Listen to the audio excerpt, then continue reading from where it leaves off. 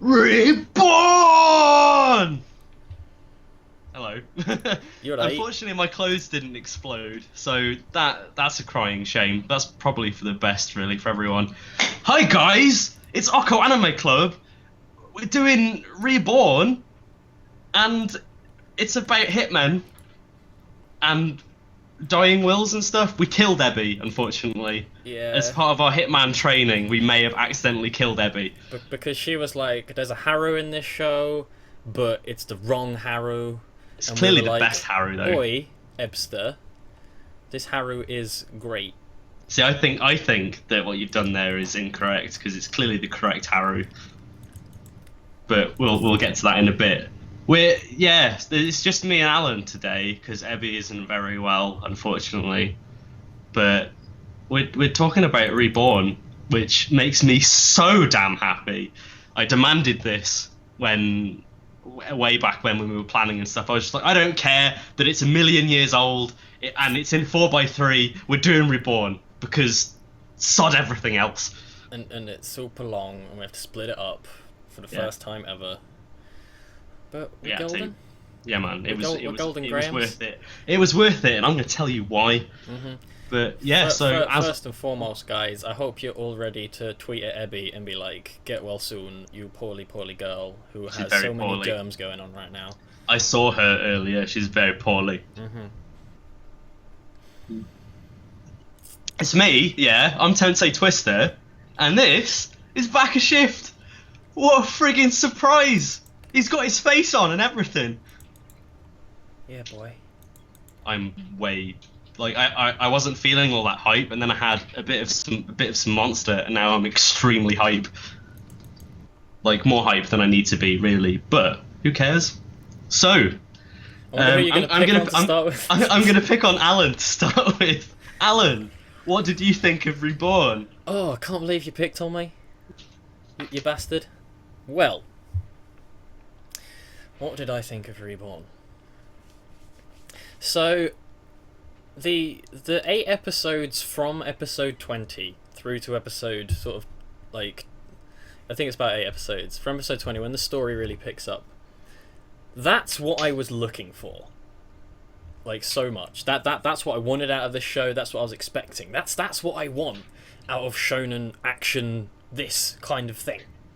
It's just what I love. That's what I get. And that's what I was sort of wanting from the get-go.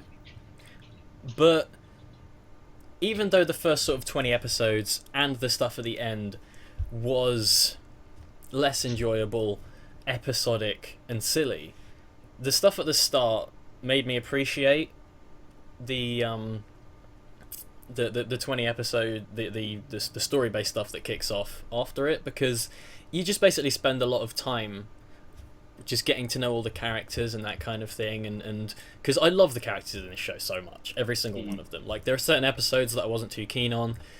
When I was watching the first 20 episodes, I couldn't watch more than like 2 or 3 episodes a sitting, because there's not much that's happening. Like, a lot of the time you get to the end of an episode in that sort of first arc, and it's like, so the status quo at the end of the episode is exactly the same as it was at the start of the episode.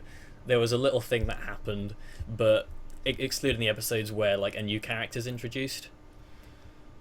So I definitely enjoyed it, and I feel like this is sort of one of the things that you get with a lot of these super long shonen action series, where at the start it is very slow and it takes a while to really kick into things. And I have on good authority from you that from season 2, like the very start of season 2 from onwards, episode 34 onwards, it just goes into full drive, because basically. like during the opening of like the second opening, and I see all this cool shit happening, I'm like, oh my baby Jesus, this looks like it's gonna be pro. I was so pissed off, because we get to the end of episode 33 and it immediately clicks on to the next one, like 34, and it's like the title of the episode. I was just like, what? How? That's not fair. I guess that was my assumption, because it would be weird, because I honestly thought that it potentially would have been like the first season would end at the end of the stuff with Mukuro. Yeah, well, because there's a mini resolution, and after that there's a new opening. But I guess I don't know what it is. Part of me is like, did Crunchyroll mess up, or Like, because it does seem really odd that the opening changes. Yeah, Yeah, well, then it's season I don't 2, think it's but Crunchyroll, because like everywhere online states that season 1 is the first 33 Okay. episodes. So I guess that's just how but it does make sense for season 2 to start at the next arc, as opposed to season 2 starting with more of the episodic silly stuff. But I did very much enjoy it. I am absolutely excited to watch the rest of it. But for what we got, it was a very small chunk of it that I loved, and the rest of it did feel very uneventful by comparison. But I still understand why it happened. So that's the gist. should probably say what I think, shouldn't I? Yeah, a little bit. So, Reborn is a weird one for me because I'd probably say I watched about 70 episodes of it a long time ago. Like, we're talking about 3 or 4 years ago now. And I absolutely loved it. But, yeah. Right. Yeah. How do I even explain? Like, I agree with everything that you said. The trouble with...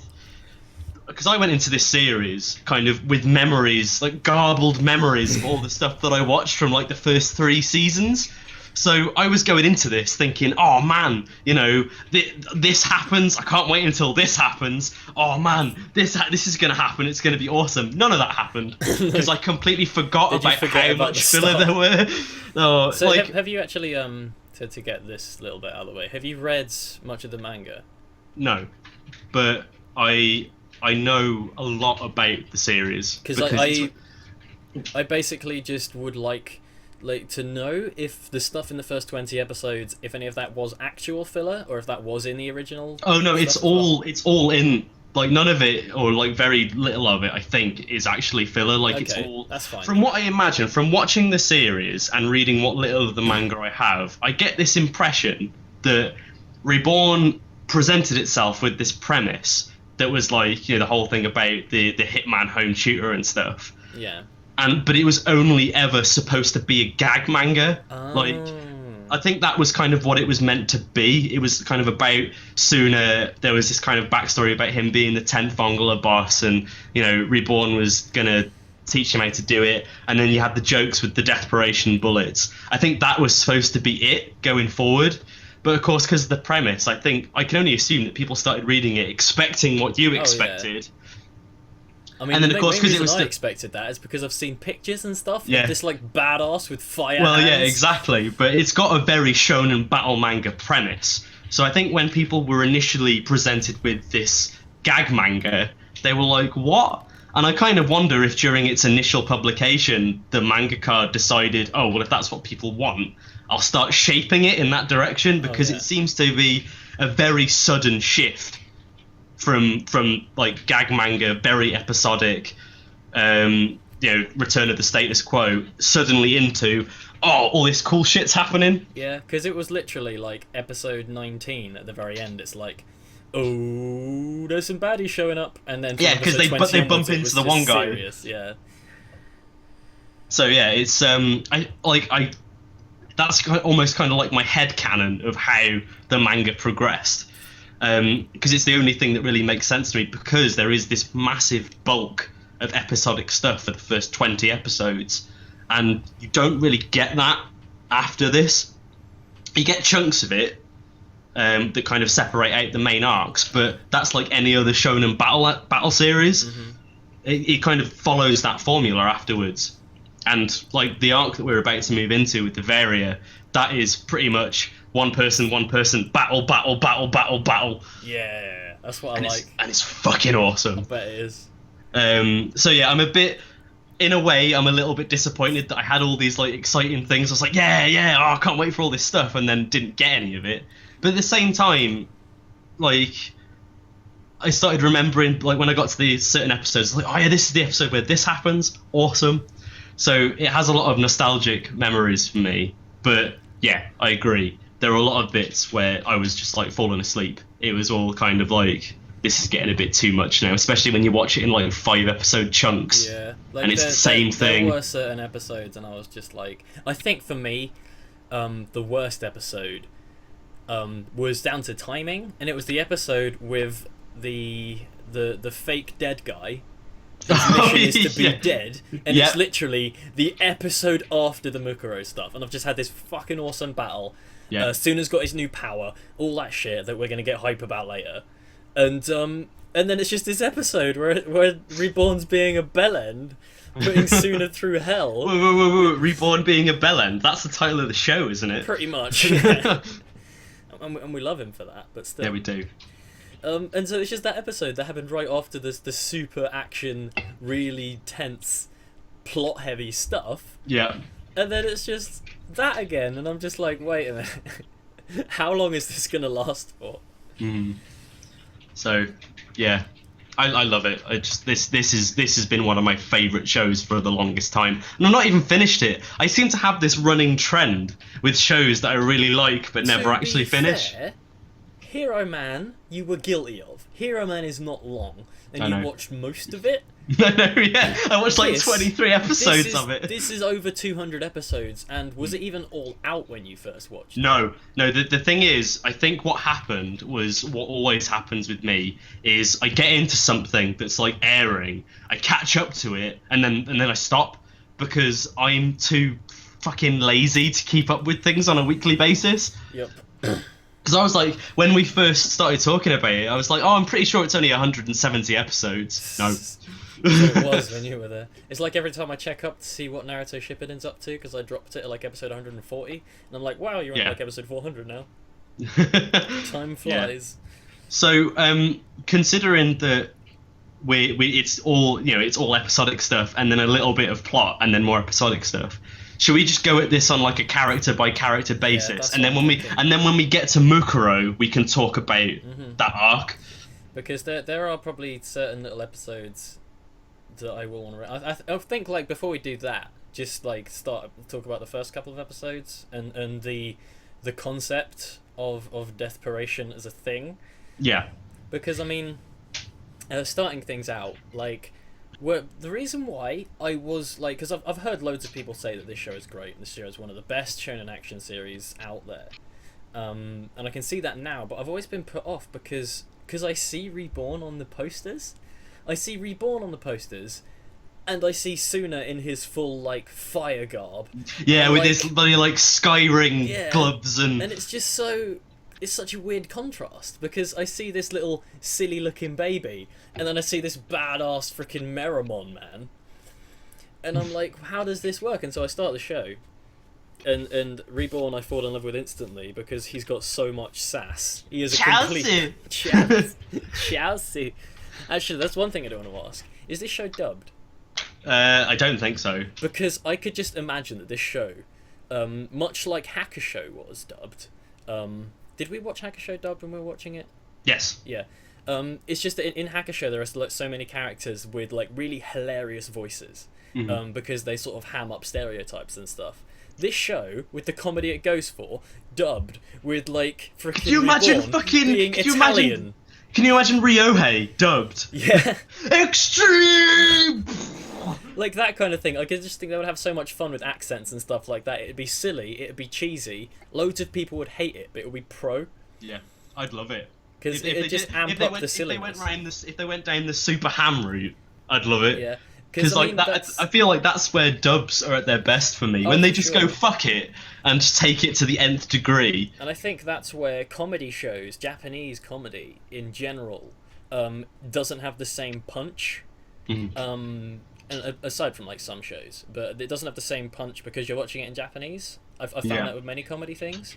But then a lot of the jokes and gags in this, if they were in English, spoken with silly voices, would have just been amazing. Because a lot of the jokes in this are kind of very visual jokes. Oh yeah.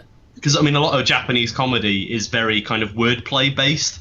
Yeah. Whereas this is more slapstick stuff. Well, it's because of the target audience. Yeah. Oh, definitely. A lot of it's down to that. But so first episode kicks off, and we've got Joe Protagonist Tsuna, and then this guy's like, Tsuna. You've got to be a mafia boss, and I'm like, cool, it's about the mafia.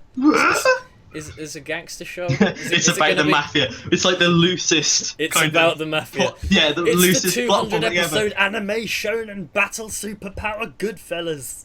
Oh, it's about the mafia, yeah? I'm going to take you in my mafia car onto my mafia boat so we can go to the mafia theme park Yeah. so I can train you to be a mafia boss. Okay, that episode was pro. We're going mafia land. Some of the little bits and pieces, like that's one thing that I have adored throughout this, is that when each new character was added and how it's like they're your family and they're loyal to you, but it's just like it's so dumb because of who they are and who Tsuna is. It's like Tsuna Bianchi. doesn't care. Yeah. Bianchi's a member of your family. She may want to kill you and elope with me, but she's one of your family. Poison the cooking. Oh. Oh, Yeah. it's So the sad first stuff. episode. The first episode was what kind of, when I first watched it and when I watched it again this time around, was the episode that just made me go, yes. That just immediately something clicked in my brain and I was like, you know what? This kid just got shot in the head. All of his clothes have His clothes exploded. came off. And he just starts screaming. He think like that's- runs that's- into a truck, doesn't give a shit. That's And the then he tears thing. all that guy's hair out. Yeah, it's like at the start, and what you were saying before about how it was presented as like a gag manga. In the like, the first thing is like he gets shot and all his clothes come off, and it's like you can't have a serious fight if your protagonist is in his undies. Yet, the Mukuro fight, he's in his undies. Oh yeah, Which is just, I like how it just goes full circle. And he's still in his undies in the last fight. Enjoy that while you can, that's all I'm going to say, because that joke does stop after a while. But a lot of it shifts around. yeah. Kinross has just asked if you missed the important news. We have some important news, but we're going to tell that at the very end of the streamy poo. So there you go. It's part of a cunning mafia plan Yes. to get you to stay until the end of the stream. I just found it brilliant that It's the ultimate MacGuffin. They just use it to fill every plot hole. Oh, it's the mafia. the reason they used desperation in the first episode was to present the love interest and be like, Yes. you have never, I haven't confessed, I have my regret. And I love the how- first one, like, the thing is, the first one does make sense a lot, because it's Yeah. like, he's got this regret because it's this girl that he's fancied for ages. Some of the other ones is just like, oh shit, I'm definitely I will to eat swim. cake with my dying will. Yeah. I'm really good at basketball now. Look at my bouncy legs. I'm block Kagami. this. I'll block this volleyball with my dick, with my dying will. Oh yeah, it was volleyball, wasn't it, not basketball? Yeah. He blocked a volleyball with his dick. He's well better at jumping than Hinata. Yeah, man. They got Haikyuu in this. They got some free in this. Yeah, they did. They got everything. Ebi's not up The for that episode where yet. Tsuna learned to swim. I turned around to Emily at the end and I went, "That was the best episode of Free I've ever seen." Could you see Haru in a bikini? Which is a sentence I never thought I'd say. And dressed up like a fish, but Yeah, we'll ignore which was that. amazing. That was like, that's like a fever dream waiting to happen right there. I'm trying to remember what the second episode was. Was it the second episode where Gokudera gets introduced? I think so. Because I'm not sure if it was as early as the second episode. It was really early though. Because I like think the it was the earliest second ones were episode. Lambo and Gokudera. Yeah, Because Lambo comes in and it's just like, oh god, it's another little one. I fucking love Lambo. He's brilliant. I'm still on the fence. Nah, man, I think- Lambo's great. I think I assume we're gonna roll with this and do the whole character by character thing now. Yeah. My issue with Lambo is an issue I have with characters in general that sort of break stuff and invade people's privacy. Right. Okay. Which is, it's just because that. Oh, I just think of it and it's just like, if Lambo is in my room and he broke my shit, it's just like, this kid, No, this thing's McGumpler! annoying. Exactly. If Lambo is in my room, he'd be like, Hey, "Oh, Alan, give what's me this?" cake. Ah! Where's my present, Alan? But he keeps stuff in his hair. That's so useful. Just remember What? the bit they bring up in the theme park episode. Because all the way through, because from Lambo and where Lambo has his bazooka that makes people get older, Yep. which is amazing. Shounen But I was bazooka. just like, oh god, what happens if Reborn gets in there? But then Ah, I was like, ah. is Reborn actually just like eternal baby? Like he's got like a growth problem, or is because like. How old is Reborn? How long has he been important for, or whatever? Do you want me to tell you, or? Because I think you're gonna find out very soon anyway. But he Go on then. If it's soon. He was a bloke. Like, he was an actual guy. He got made into a baby. Oh, okay. And it's the same with like Cornello and Skull. That makes sense then. Yeah, because I will say no more. But yeah, he was an actual like bloke. So wait, of the 7 best babies of the Mafia world, Arco, yeah, with their rings, whatever, with their pacifiers of power. So how many of those used to be blokes? All of them. All the Arcobaleno used to be people. So used to be adults. People. So the strong babies aren't actually babies. No. That's false they were made into advertising, babies. that is. I know. Gosh. They are the strongest babies, what used to be actual grown people. Man, I'm just waiting for the time when Bloomin' Reborn pulls like a Yoda in Revenge of the Sith and just like goes crazy and actually fights, because it'll be amazing. Because he's just gonna be like, I'm fucking reborn. Like I just casually sit by and and do my job as a home tutor. Yeah, man. He's not allowed to fight because Tsuna's got to do it. Exactly. Tsuna's got to learn. Yeah, man. Anyway, back to Lambo. Let's start because we started on Lambo for some reason. He's named by a car. Yeah, he is. I think Lambo's brilliant. The thing is, right? He's a little cow. Lambo is annoying, right? I get that. I understand that. I feel it. Every time he turns up, I'm like, oh Christ, it's Lambo. But that's what I love about him. The fact that he makes me feel that. Oh God, not him again. But because I think back, what's he gonna do now, bloody Lambo? I remember what that little blighter's gonna. What is he up to now? But no, because I remember you mentioning like when you first started watching it that you didn't really like Lambo, and I started thinking about it, and I was like, yeah, but if Lambo wasn't in it, then what would be there in his place? Whatever it is, wouldn't be as good as Lambo. I don't know. I just feel like he's great. And he is an actual baby that carries grenades around. What's up with that? Like explosives in this show, they don't do much, do they? No. Actually, that's another unless they have to. Apart from that one, the one that hits what's his name, the guy with the yo-yos. He gets one in the face, immediately battered. That's the thing, though, is that the explosives that happen in the serious portions are actual explosives. Yeah. And the explosives that happen in the rest are the explosives that you always get in comedy anime. Yeah. Where it's just like, oh, I've gone a bit frizzy and black. Oh no.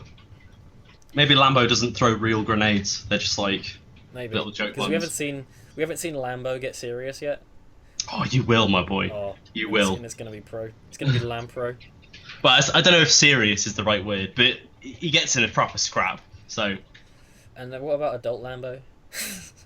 Romeo! Who has like no lines. He just stands there and looks cute. There was that one episode where he broke the 10-year bazooka. He had some lines then that involved that were along the lines of spankety spankety spankety. Yeah. You're a choo choo hag. That's amazing. But yeah, like adult Lambo, I find it really funny because he's still wearing cow print and looks silly, but he's a bushy. He's always got one eye closed. I'm like, who do you think you are, Guts? Maybe he is Guts. Maybe in a further 10 years he will actually be Guts. Reborn is actually a prequel to Berserk. That would make the next arc a lot different. And Ipin is Casca. Oh man. Let's talk about Ipin now. Okay. Ipin's fucking pro. That bit where future Ipin is wearing like the Chinese martial arts getup. Oh yeah, that. Yes, please. It's weird because I can't say Ipin is best girl.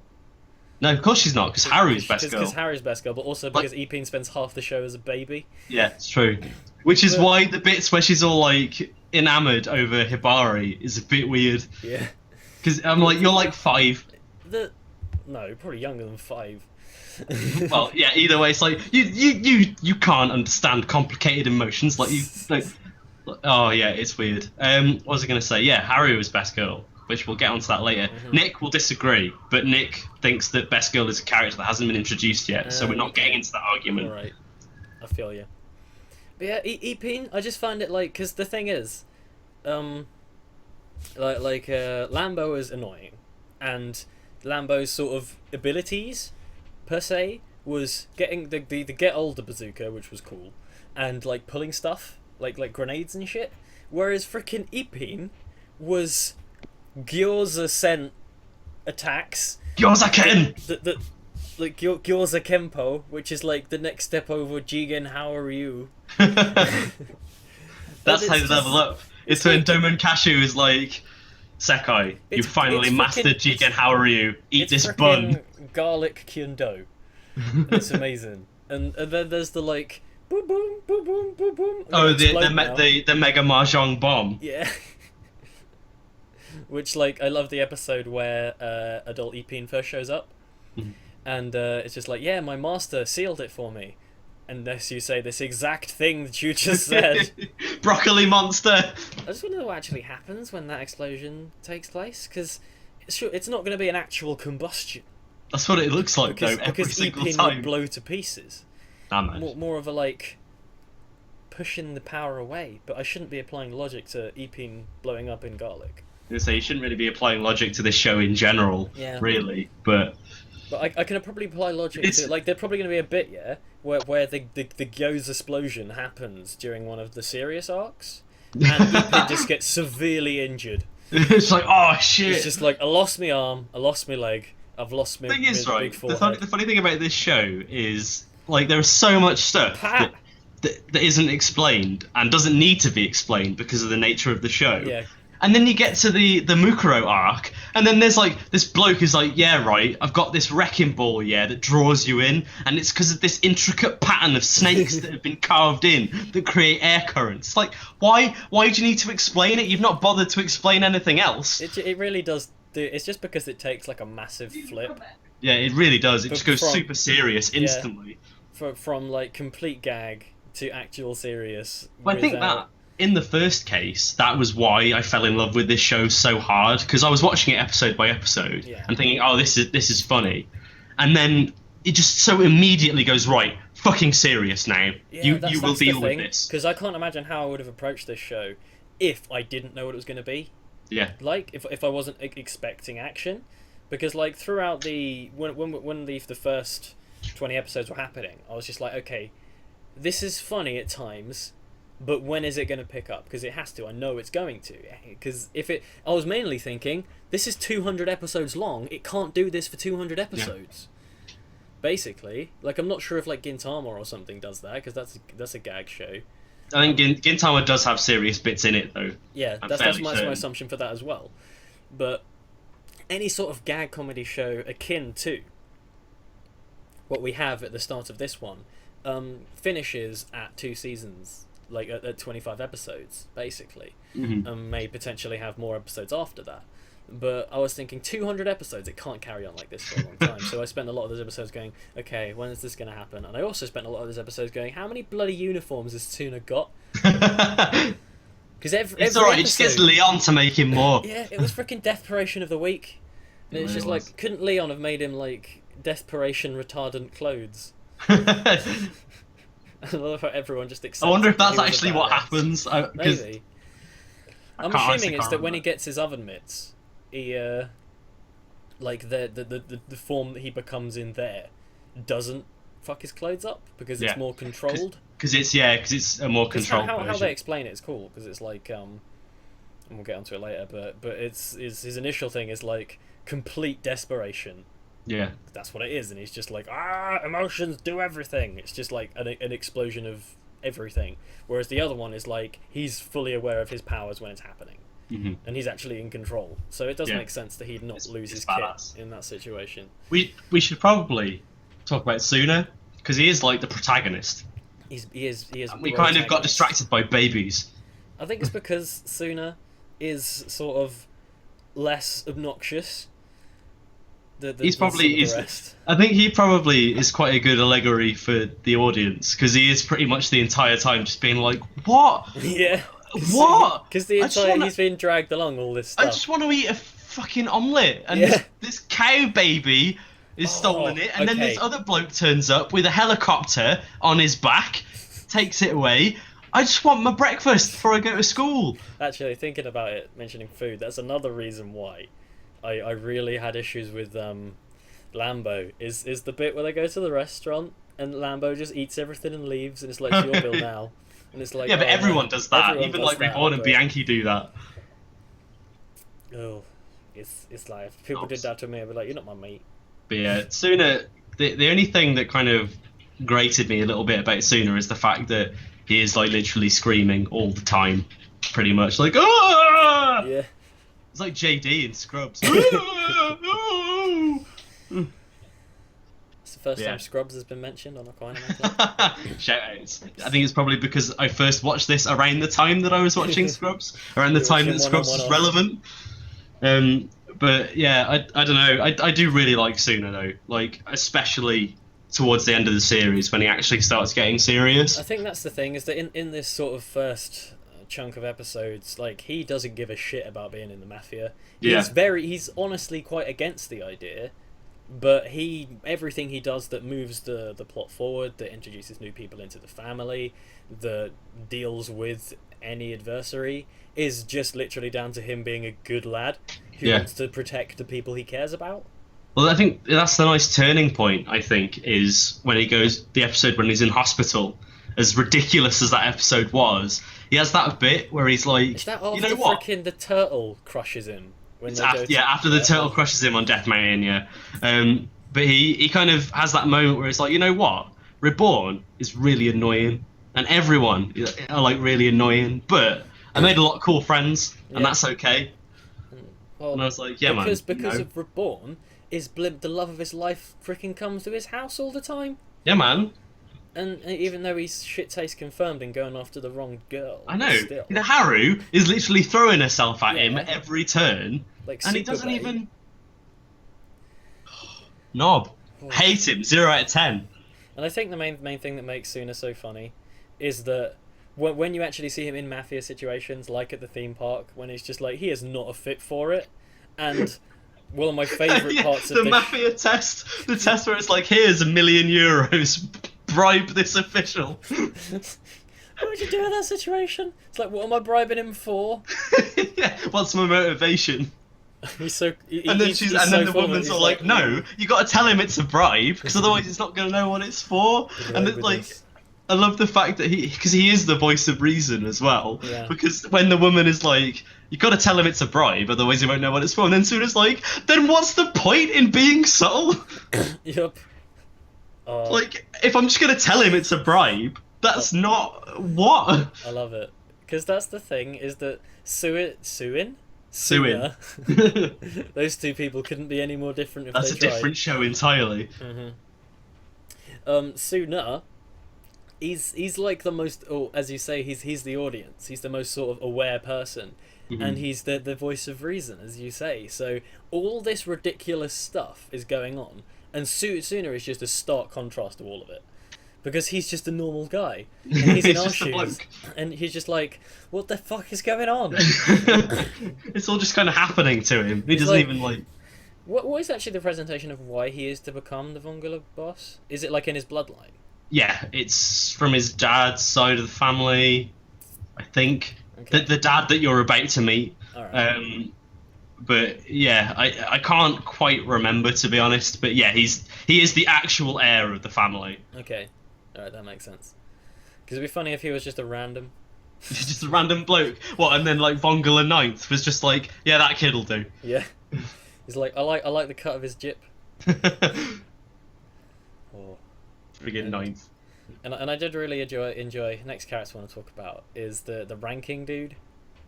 Ranking Futa. Yeah, freaking Futa. Because Ranking when he first gets introduced and he's like, you are ranked #1 in the person most likely to be gullible or whatever. Yeah, the person most likely to agree to any demand or like Yeah. any request given to him. Soon it's just like, what? That's not fair. And I just love that, because I've always gotten a kick out of ranking systems in Shounen, and anything that's got power to it. It just gets me. I really find it so good, because it's just like, oh, he's so strong. He's the strongest. It's crazy. It's kind of like ranking Futa is kind of like the reborn equivalent of a scouter in Dragon Ball Z. Yeah. Futa, what does the book say about his ranking? Or bloody Kabuto in Naruto with my ninja info cards. With my ranking book. Ninja info cards. Oh, We need to take another second, I think, to remind everyone that his name is Futa. He'll be Ollie's favourite character. It just makes me giggle every time. And then, right, I was like, when he first turned up, I was like, I was trying to remember what his name was. And I was like, what is his name? I remember his name being really funny. What was it? It was Yuta or something Yuta. Oh my god, it's Futa. I was like, is it Futa? No, it can't be Futa. It is. Yeah, and so I'm hoping that like the stuff they do with his rankings eventually sort of gets like in the serious parts, and it's just like talking about how it'll be like that villain, like this guy you're facing now. Well, remember frickin' Mukuro? Well, this guy's like 85 more powerful than him or something. And I'm going, Mukuro is rank 84. 85. He's Mukuro ranked 83. This guy's ranked 17. He must be fucking mental. And then he'll be like, and the rank 1 guy, the distance between him and rank 2 is unbelievable. And he'll be like, oh my god, he's so strong. Oh shit. And then it turns out number 1 is Akashi Seijiro. He's like, on your knees, I am absolute. And then like Tsuna gets desperate, and then he's instantly ranked higher. It's like, yeah man. Because he's pro. When he's desperate, Tsuna is rank 1. Yeah. And that episode where Futa's introduced, that's the first time, I think one of the first times we see Tsuna actually like fight against people. Yeah, because he goes into desperation mode and completely nobbles some guys. Yeah. Well, also the episode that Futa gets introduced is the episode where the Mukuro boys get introduced as well. Well, the one Mukuro boy gets introduced. Oh yeah. Because you see him, he's just like there in the background. That's really late on then, isn't it? Yeah. It's episode like 19. Oh, okay. That's why it really starts to amp things up. Yeah. But Une, we've said a bit about Reborn, but let's talk about Reborn. Let's talk about bloody Reborn. Reborn's great. I fucking love him. I love him to pieces. He's so for a little silly looking baby. He's got so much swag. It's unbelievable. His bloody curly sideburns. Yep. He's got a fucking chameleon that turns into whatever the fuck he wants it to. It's a shape memory chameleon. Oh, and how that's just a thing that exists in this world. Yeah, it's a shape memory chameleon. It's real. Because like frickin' the world soon lives in normal world, but there is all this supernatural stuff just in the background that exists, and it's like, oh, it's a chameleon that turns into things and has magic bullets. Turns into a hammer. Yeah. What else does frickin'? It's just Reborn. The fact that he just appears from anywhere and always has like a costume for every situation. He has like several different personas, he's always and then just asleep. the fact that everyone knows who he is as well. Just like the fact is like they get really angry about something. They'll be like, "Oh shit, it's Reborn." Yeah. Oh, when they go to the fucking theme park and there's Reborn head balloons. Yeah, I like the bit where it's like, it's when they're trying to do when Tsuna and Yamamoto are trying to do their math homework. Yeah. And they bring Haru in because Haru's really smart, and they're like, well, Gokudera's there because Gokudera's smart, but he can't work out this problem. And then Haru comes in because Haru's from like a rich school and like knows her shit. She's like, she can't work out the problem. She gets her dad, who's a university maths professor, to come in. This is an unsolvable equation. Yeah, this is a university level problem. Wait a minute. No, actually, this is an unsolvable problem that they've put in there purposely to make you fail. And then it turns out that Reborn just like solves it. Not only solves it, but is known in the academic world as like the god of maths. And it's never brought up again. Because that's cool. Like he's the god of maths. Maths the only absolute in this universe. Yep. Oh. And then you have like Master Pow Pow, the elephant head guy with the boxing gloves who Ryohei worships. Yeah. And it just seems like the fact that everyone... This is a hitman who's supposed to live in the shadows and kill people. That's the thing, yeah. Everyone knows who he is. That's the thing that makes this show so funny, is that he's a hitman, but I can't imagine anyone or anything in this show having to do with frickin' killing people for money. Like, this isn't bloody Golgo 13. Which would be amazing if Golgo 13 joins Vongola. Well, if they have like a crossover. Yeah. These are the hitmen from Golgo 13. Which is funny, actually, because there's a Golgo 13 reference. Is there? Yeah, it's one of the in one of the latter episodes. It's basically Reborn does something, and he has Golgo 13's face. Oh, okay. You know, Golgo 13's face really when he has those really big cheekbone lines. Mm-hmm. That's Golgo 13 because that's like the most recognizable thing about him. Okay, that's cool. I noticed that there are quite a few like pop culture references in Reborn, because like there's a bit where Bianchi is chasing after adult Lambo, and she says Romeo must die. And I was like, you're not chasing after Leonardo DiCaprio. Oh god, in Romeo Must Die, is it Jet Li in that film? I think it is, actually. I'm getting confused between two different films. Well, with like actual Romeo and actual Romeo and Juliet, yeah. The modern version of Romeo and Juliet. Yeah. And Romeo Must Die. Oh, I love that film. The film's sick. That's the film where Jet Li is his freaking martial arts is him using pins to put into people's like nervous systems. It's like, I just put this pin in your neck, and if you remove it, you will die an excruciating death. But currently you're paralyzed, and it's like, whoa, Jet Li, you nutter. What if you're paralyzed? How can you take it out? You don't. You just stand there. There you go then. And I think he takes it out, and then he just sort of combusts. But yeah, bottom line is Reborn's great. Yeah, man. And it's just like there's that whole thing of just he is a complete knob. But he has those moments where he like praises Tsuna and goes, "Oh, you know what? You've worked really hard." I'm just like, "Oh, yeah, oh." So if I ever got praised by Reborn, I feel like I would have made it in life. Yeah, man. Because he's a bellend and he's silly and everything, but you know he's doing everything for the right reasons. Yeah, exactly. Yeah. And so you see him falling asleep and stuff and refusing to help Tsuna, but it's because of him that everything goes along. It's because of him that everyone grows, and just how Reborn's just used in the series, both for. I love the bits where Reborn almost like falls asleep involuntarily, involuntarily, like when he's in the middle of a sentence, she's like, "Oh." My favourite bit is when they are at the Mafia.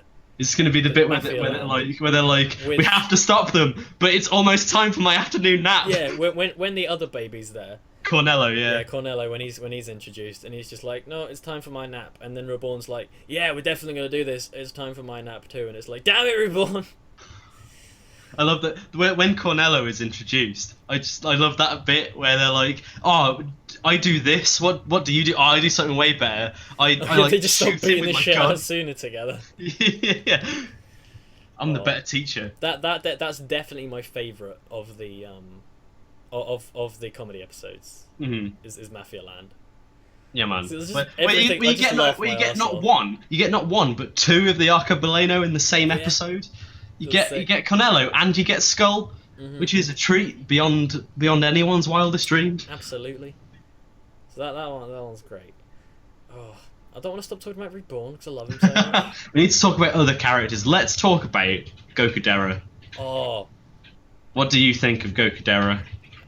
I think he's my favourite. Now, I know your favourite's Ryohei.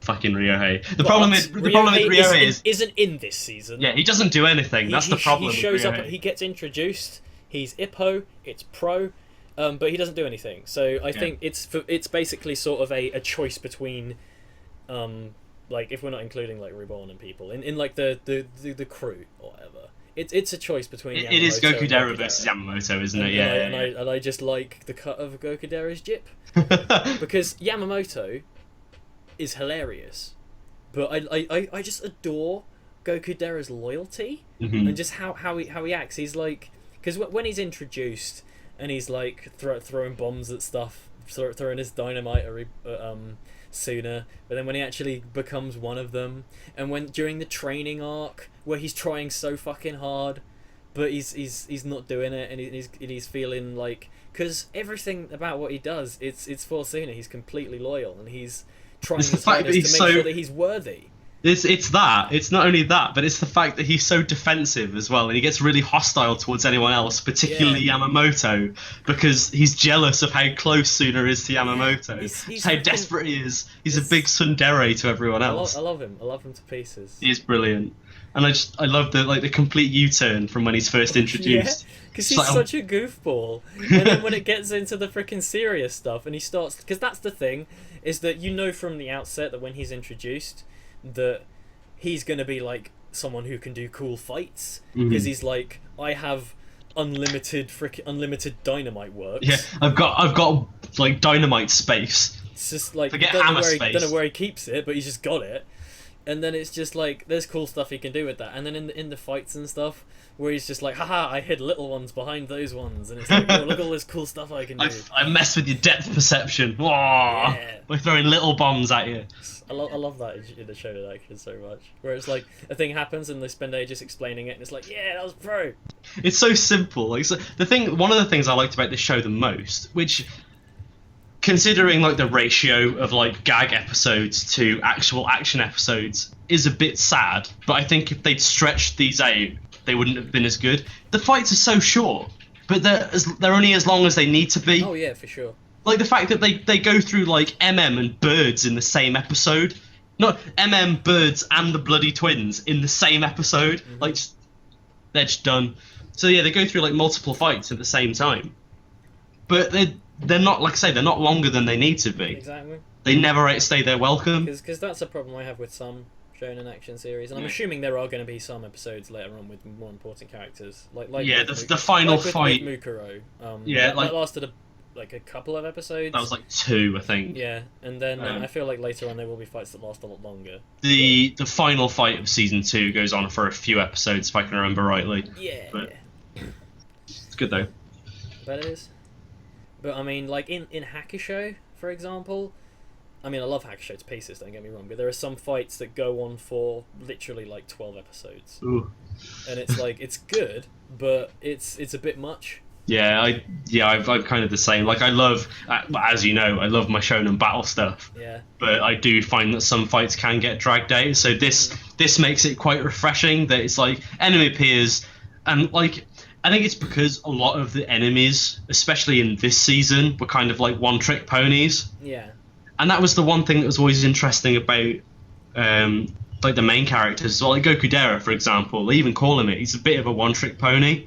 And I was always interested to see, well, what can he do that's different? Yeah. And even with something as simple as he lobs dynamite at shit, you know, he still manages to do things different. And I love the bit where he's like, he does the same trick again with like the depth perception and stuff. And the guy's all like, I saw through your trick this time. And Gokudera's just like, yeah, but you were too busy looking up. You didn't notice the ones I put on the floor, did you, you knob? And he just falls through the floor. He's so good. But yeah, Gokudera is fantastic. Yeah, he is. He's probably one of my favourites as well. Maybe not my number one favourite. If we're axing out Ryohei because he doesn't do much in this season, then I don't know. I don't know who my favourite character is besides Ryohei. Actually, I'll have to think about that as we talk about them. I think honestly, my actual favourite character is Reborn, but I don't class him in this because he's sort of on. He does his own thing. He's a unique character. I can't compare Reborn to Gokudera at all. Like I can't compare. He's just on a completely different planet, isn't he? Like I can't compare Tsuna to anyone else either, because he sits alone. Reborn is on his own, and then sort of, it's the members of the family. Like I think Bianchi counts in there as well. The people that fill that kind of role, and I think it's Gokudera and then Yamamoto currently, and they're quite close if I'm honest. Yeah. And then there's obviously like you're comparing Haru to other girl whose name I don't even remember. Kyoko. And there's a clear victor there. There's no contest there, is there, really? So let's talk about Yamamoto. Because Yamamoto is Emily's favourite character. Oh god, he's so funny! He's adorable as well. Like, he's funny, he's adorable, he's sweet. I never want him to realise it's real. It's so good! It's just, it doesn't get old. It hasn't gotten old yet anyway. It's just like, this is a fun game. I'll play along. It's the fact that he, like, Reborn gives him a baseball bat that turns into a katana. And he's just like, oh yeah, wicked, I love this toy. Yeah. It's like, oh, it looks so real. Oh, I love him to pieces. The pinnacle of that joke, I think, is the training episode where Reborn gives him the mini bombs, and he's like, oh, that's great. Reborn's he's just trying to make me feel better. That's clearly styrofoam, and it's just like a little firework. And then Tsuna walks in, and is like, no, this is clearly concrete. What are you doing? Nah, man, styrofoam. And nobody bloody tells him. I just want it to get to a point where it actually turns out that he knew it was real all along. He was just messing with everyone. It's like, nyeh. That doesn't actually happen, by the way. That's fake spoilers. Fake spoilers. Because that's the thing. I can still go, I wonder if this is going to happen. And you're like, oh, I know. I know bits and bobs. To be fair, I've forgotten most of it. Bits and sponge boboos. Yeah, man. But yeah, Yamamoto is fantastic just because of how genuinely nice he is. Yeah. I guess it's just one of those things. He's just a nice guy. But smile when he's on the screen. Yeah. And his dad runs a sushi place. How lucky is he? And I love that it was his dad's sushi place that they went to. Yeah. And it's like eating a. Oh, you're Yamamoto's. You're Takashi's mate. It's on me. Yeah. Because his dad's a bro. Oh god. That's another thing that's great about when Tsuna's in the hospital. He's just like, right, we've got to have you some good grub. And then his dad comes in and just makes him sushi when he's in the just hospital. there. And then Reborn eats it all. Oh, it's so good. It's the rule of Reborn, just Tsuna's not allowed food. No. That seems to be the running theme. That's why he's so weak normally and he's so skinny. He's malnourished because he's getting all his food eaten by bloody Reborn and fucking Lambo. It's true. Oh. Yeah, Yamamoto is a good lad. He's the kind of character where I look at him and I go, you know what? I just want you to be real. Just I want to go to the pub with you. Yeah, exactly. So I can have a mate who's as cool as you are. Then again, I've got you, so I don't need that. Oh, you beat me. I've got a mate as cool as Yamamoto too, and it happens to be you. Friendship. So, is there anything else to say about Yamamoto? Aside from the fact that even though he's so silly and isn't taking things seriously, he's still a badass when he fights. Oh yeah, definitely. He does all this, like, he doesn't do much in this season, but what he does is cool. Yeah. And just the fact that concept of baseball bat when swung at certain velocity turn into katana. Yeah, man. It's just the fact that he, like, Gokudera is scrappy. Like, he wants to fight people. Like, you know, anything that's like vaguely threatening, he's just like, come on then, you know, come at me, bro.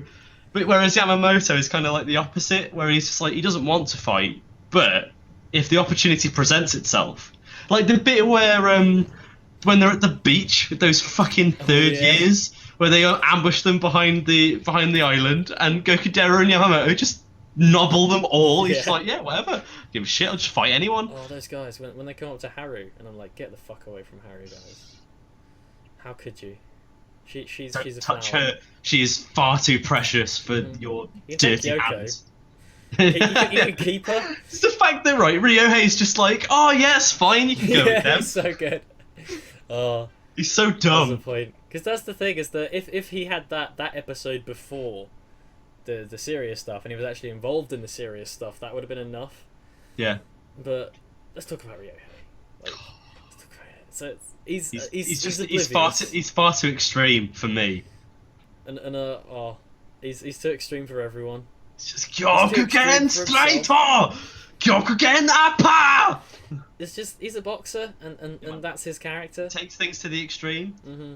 He's like when they're at the zoo and he's like, where are the bears? I'm gonna punch a bear.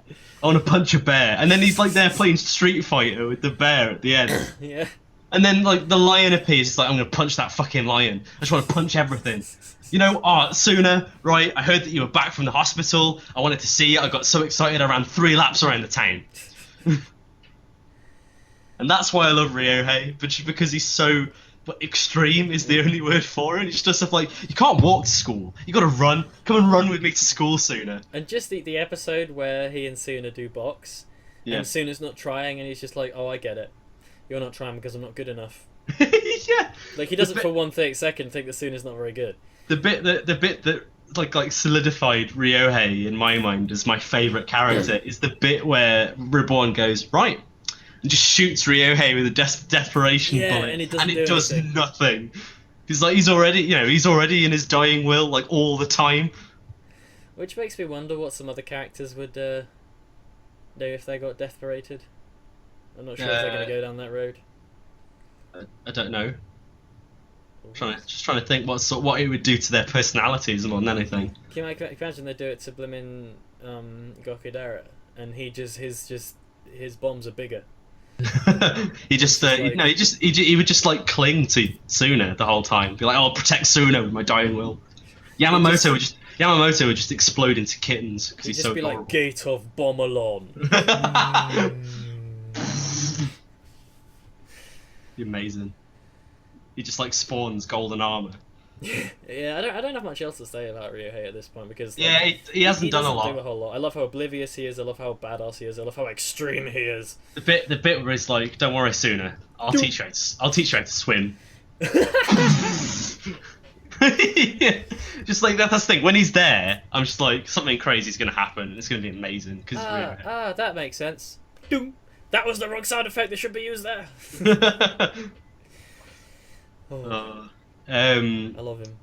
What else was I gonna? Oh man, I thought of something else that I was gonna say and I forgot. What about Ryohei? No, I was gonna go back to Gokudera. Oh, the bit where he stows away on the cruise ship. Oh yeah. And it just cuts away to him making instant ramen. And it's the fact that he just kind of burns himself on the kettle and on the thing in these tiny little cutaways that were really serious at first. Yeah. And the moment you realise it's Gokudera, it's just like, oh shit. No, this show, like, to me, much more than any other kind of comedy-driven show, the comedy is on point. Like. Yeah. The timing, just like I'll take that as an example. Those cutaways to Gokudera when he's on the ship, they're just fantastic. Like the comedic sense that the show has at certain points is absolutely brilliant. Yeah, I think honestly the only thing that makes the start of the show and that not that great is just down to the fact that it's a really weird contrast. Yeah. Whereas if it was strictly a comedy show and didn't have these vibes in it that make it very clear that it's going to go further than that, it would have been fine just as a comedy show and enjoyable just for what it was. Yeah. I much prefer it as it is now, but it's the fact that it does go serious that makes the light-hearted, unplot-driven stuff feel like nothing's happening, because you know that stuff is going to happen and that's what you want to see more. Yeah, that's the problem with it. And I think that's probably one of the reasons why when I watched it the first time around, I enjoyed it more, because I had no idea what was coming. Like, when I was watching it the first time, I thought that was it, and I was okay with that. And then suddenly the Mukuro stuff happened, and I was like, whoa, this is suddenly the best show ever. Whoa! Okay, so who else do we need to talk about? We talked about Ryohei. Let's talk about Bianchi. Specifically, the running joke with Bianchi and Hayato, which is just the fact that because Hayato has eaten so much poison cooking over his childhood, he can't even look at his own sister without getting a debilitating stomachache. Yep. Which is just fun. And it's the fact that it never skips a beat. Like, every single time they're in the same panel. Yeah, what I love about it is, it's not even mentioned. It's just that they're on the screen at the same time, and it's happening, and they don't draw attention to it, and it's still funny. Even if Hayato is like in the background, he's in the background like, ugh. And that's what I like about this as well. Like, it's a joke and it's funny, but it's consistent. Yeah, and they don't force it down your throat. Yeah. Like, if you didn't find it funny, when they stop bringing it up, it's not going to offend you. I like that it has a simple solution as well, though, because like when she's wearing her goggles, it doesn't affect him, which I think is kind of a bit of a cop out. But at the same time, they needed a way for them to be able to fight together. Yeah. And it only happens a couple of times. What I was hoping for, I'll jump forward a little bit now. In the bit where Mukuro uses the possession shot and possesses both of them, I was kind of hoping that Tsuna was going to pull the goggles off, and then Mukuro in Hayato's body would just be like, oh, what's happening? Oh, my body! Oh, no! Why didn't they do that? Well, I assume that because well, it probably They wouldn't have been have able to worked. go down the road it went down in the fight. Well, yeah, it would have been silly, and also it probably wouldn't have worked because Mukuro's like taken over their entire like being at that point. So it might not have even worked, but it would have been funny if it did. Yeah. But it would have been against the tone of that fight. So I what kind do of- you think about poison cooking as a skill? So dumb. It's so funny. It's so dumb, but it's hilarious, and the fact that it's got so like it finds applications everywhere. Like, It's oh, just like sometimes it is literally food. yeah, And the point where they're doing the training and he has to, or actually no, it's the point where he's thinking it's Kyoko's food, yeah. or like it and that it gets swapped and he's like, I have to eat this. Yeah, it's like, the no, cake. you'll It's the die. cake that Kyoko makes in home ec. There's the bit. Yeah, it's one of those jokes that just kind of, you know, it's there and you know it's coming, but it always catches you out of nowhere. Yeah. Like the Valentine episode, where they think, yes, we finally got it. So Kyoko and Haru have made chocolates. That's fine. And then Bianchi comes and goes, I made the crackers. Yeah. I'm helping them make food. It's like, no. I guess one of the criticisms that I've heard of Bianchi is just like how does she not realize what she's doing? And I think it all boils down so nicely in one thing that someone says about her. I can't remember who it is, but someone says that she exists in her own world. Like she doesn't realize that her cooking is poison cooking unless she's using it to attack. Yeah. Like if she's actually cooking because she loves someone or she wants to do something nice, she just doesn't realize like what she's Again, doing. It's a reflection of the disconnect between both sides of the coin. Mm. Because this on the serious side of the coin, Bianchi is using her cooking as a skill, as an attack. And then in the comedy side, it's just there as a thing, and you make gags out of it. The only thing that I didn't, because they kind of make this thing where they say everything that Bianchi touches turns into poison cooking, and then they do that bit where she turns MM's clarinet into poison cooking, Yeah. and I was like, what? But I don't think they've ever gone that far where she just No. literally turned the clarinet into like. I think this it's probably mush. she can probably control it to that degree because Yeah, you see her pick things up and them not turn into poison. Yeah, exactly. But I was just like, what? Like, what I would have liked to have seen, maybe, is have it so she doesn't touch it with her poison cooking. She gets, like, something and then just shoves it in the clarinet so hard that it goes up into her throat. Yeah. Just like, flick a banana in there. When she uses bloody pasta as, like, kunai, Yeah. the poison, like, pasta darts. Oh, man. Oh, that reminds. Have you ever seen the film, DreamWorks film, Cloudy with a Chance of Meatballs? No. It's basically a film where this guy makes a machine Mhm. that makes food. And Okay. so he basically makes this machine that creates food. He launches it into space, and then he can control it so that it rains food. Right. So That's they amazing. basically like because it's on an island where they don't have much, they don't have any like tourism, and so the economy is bollocks. And Right. so he makes a machine that can rain food, and there's loads of good economy in the place. But then the shit starts going crazy, and the machine starts really like playing up, and then when they have to go and destroy it because it's like raining down freaking donuts the size of planets and stuff, and they go up there, and there's all these like self-defense mechanisms built up in it, all of these disasters and traps and weapons that's made of food. and so I feel like with Bianchi, if they had something like with the spaghetti kunai, where they just have like really scary versions of food, like frickin' orange juice icicles they used to stab people with, and like it's anything like that, like chili peppers that set fire to people and that kind of thing. Just all this weaponized food. Clady with a chance of poison cooking. Yeah. Yeah, she's just brilliant, and then just the fact that she's in love with Reborn as well. Yeah. It's just the icing on top of the poison She's in cake. love with Reborn and bloody Lambo. Well, Lambo. Well, she hates Romeo. Lambo. Oh yeah, well she was. Romeo. Oh. So good. Yeah. And I want to know what that's about. Well, she's mistaking Lambo for her ex-boyfriend. Yeah, because I wasn't sure if But- it was literally a case of that is Lambo, No, yeah, it's not. It's that Lambo, Just looks adult like him Lambo, again. looks like so him. it is just a gag. Yeah, There is nothing deeper. and because she's in her own little world, she just immediately thinks that it's him. Yeah. And I love that they use that to control her as well. They're like, oh, we need to get rid of Bianchi. So what we'll do is we'll make Lambo into adult Lambo so that Bianchi will think that he's Romeo and she'll chase him off. Yeah. Gets rid of Lambo and Bianchi, score. Oh, it's not a DreamWorks film. It's Sony Pictures. I just assume that anything that's like a CGI children's film that isn't Pixar is DreamWorks. Yeah. Oops. But yeah, Bianchi, great. She wears biker goggles, so you can't get too wrong with that. Her design's cool.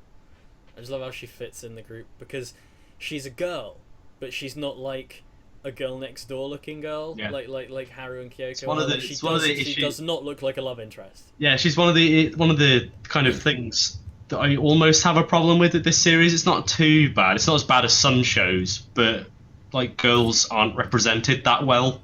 No. You have Bianchi, and that's kind of it for a long time.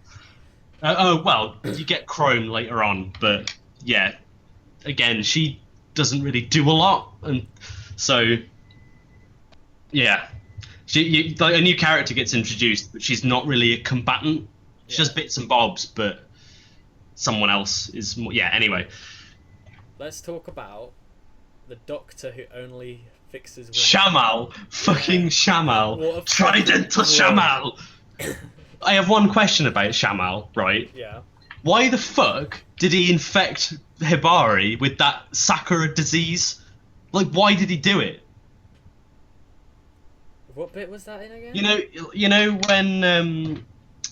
when Mukuro fights Kyoya for the first time, and he makes the cherry blossoms appear, and he goes, "Oh, yeah, by the way, you have this disease that makes you weak to Sakura petals." Oh yeah. The reason why he had that disease is because Dr. Shamal infected him with it, but it never explains why. Basically, there's a bit where you see him, because like Tsuna comes out of his house. That's the head of discipline committee, right? Yeah. Yeah. I'm assuming it's because, let's be real, that guy isn't a hero. Like, he causes a lot of trouble. Yeah, I don't know. I guess I assume he did it because the guy can be a problem sometimes. Maybe. So I don't know. Basically, it's to give him a way for the protagonist to deal with him if he ends up being a problem, because I mean it showed in. Well, it's not. He doesn't have it anymore. Like, he doesn't actually have the disease anymore by the end of the arc. It's just the fact that he just doesn't like Sakura anymore. Yeah. He's just like, oh, someone's planted a cherry blossom tree here. I'll see you later. But yeah, like the effects have worn off. He just hates Sakura trees now. But yeah, it just seemed weird how. Like, it was definitely a convenience thing. It's just like, oh, he's got this disease now. Bye.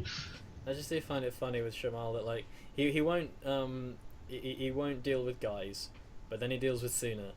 But I think he continues dealing with Tsuna, and so it's like, okay, so you do deal with guys now, and then it's like when the corpse shows up in that one episode, and it's like, oh god, let's call Shamal, and Shamal shows up and he goes, I don't deal with guys though. It's like, oh. Oh. You knew that, didn't you, Reborn? It's the fact that Reborn goes, oh yeah, forgot. Whoopsie. Oopsie daisy. It's the fact, right? What makes me laugh about Shamal is the fact that he goes, I only treat women. He never treats a woman in the entire show. That's true, actually. He never treats a woman once. Women don't get injured in the show. Yeah, it's true. They ain't doing the fighting. If they're doing Bianchi gets stabbed. That's about it. Oh yeah, did he fix Bianchi? We don't see it. If he did, it was off screen. Assume he did. And I'd just be worried about what he did to her while she was under anaesthetic. I love the. He's a big pervo. Like, there's no explanation for this. Well, there's no practical reason why this is explained, but it is anyway. Is the fact that Shamal's got all these mosquitoes that have all these deadly diseases in them. Yeah. And he is infected with all of them. And the reason why he's not dead is because they all cancel each other out. It's like they went out of their way to explain that, and it's just like, why is this? Like, it was cool, but why is it necessary? It's just this other layer of his character that's just funny. I mean, what does he have those mosquitoes for? Like, those are like his weapons, aren't they? Yeah, they're his weapons. They won't carry the diseases for him. Yeah, like so his reason for having them like tailor-made to cancel each other out would be so that he can't get hurt by his own poison. Yeah, it makes sense. it's just funny how they kind of went out of their way to explain that Yeah. when he doesn't really do anything apart from infect people randomly. Well, he beat up one of the twin things. Oh yeah, he did. And that was he did something else. I forget. Oh, he gave Gokudera that virus that made him not ill. Treated another guy, going against his principles. It's alright, Gokudera's got long hair, he probably mistook him for a girl. It's true. He is pretty fab. Right, girls, Haru. Actually, no. Let's get Kyoko out of the way. Let's get her out of the way. No, I don't hate her. She's just No. vanilla as fuck. Yeah, exactly. It's just like, I haven't got a problem with Kyoko. It She doesn't is do anything. just literally, like, straight up, cookie cut, day one love interest from given subplot romance in Shounen series, which is what she is. Yep. She's just a love interest. She's cute. She's fun.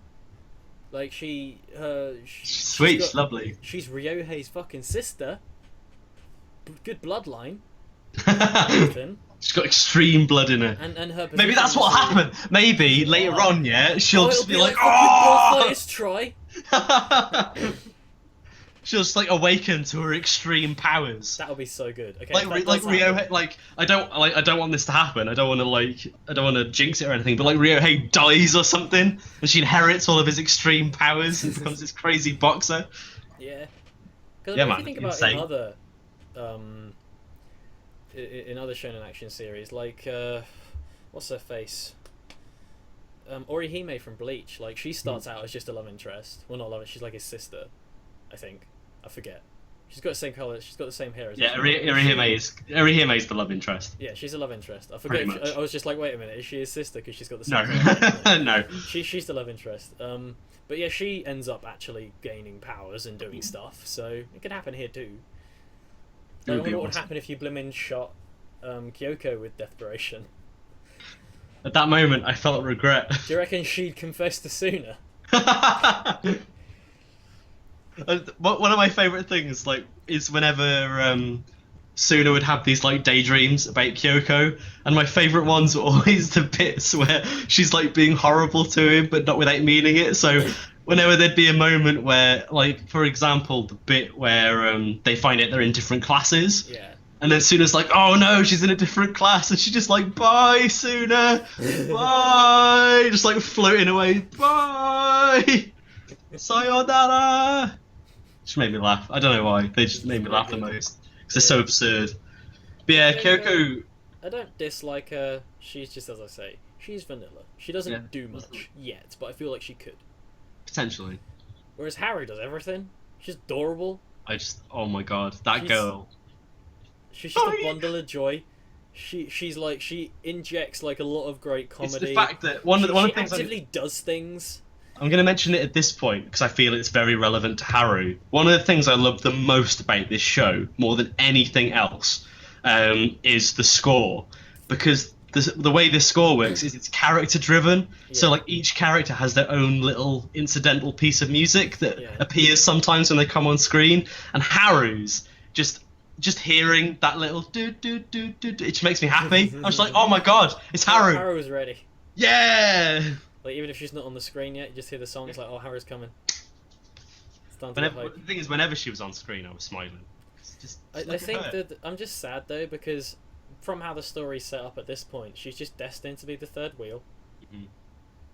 Because she's always maybe Tsuna will realise how awesome she is. If Kyoko doesn't like end up with Tsuna, then why was she in the show? I don't care. Aside from being the sort of catalyst for the very first Desperation. She's just a red herring, man. She's a red herring. It's fine. It's all right. She'll become irrelevant, and then Tsuna and Haru can get together. Or she ends up being a villain. Yes, that'd be so good. She becomes the heir of the Bovino family. Lambo like turns as well, and the final arc is the Vongola versus the Bovino with Kyoko as the head. There we go. Or like and the final battle is Haru versus Kyoko. Oh no! Or like, it gets to the point where Mukuro transfers into Kyoko, right? But he can't get out. Like, he is permanently Kyoko.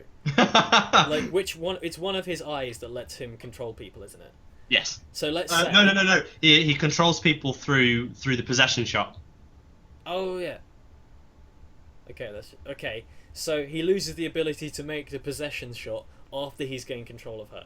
He just gets so trapped it's in permanently there. that, and we don't go through that stupid cliche of them going, "It's me, look, it's me, come to your senses," and she's just there, and then Haru gets shot with desperation, gets like turns into Black Rock Shooter, and kills Kyoko.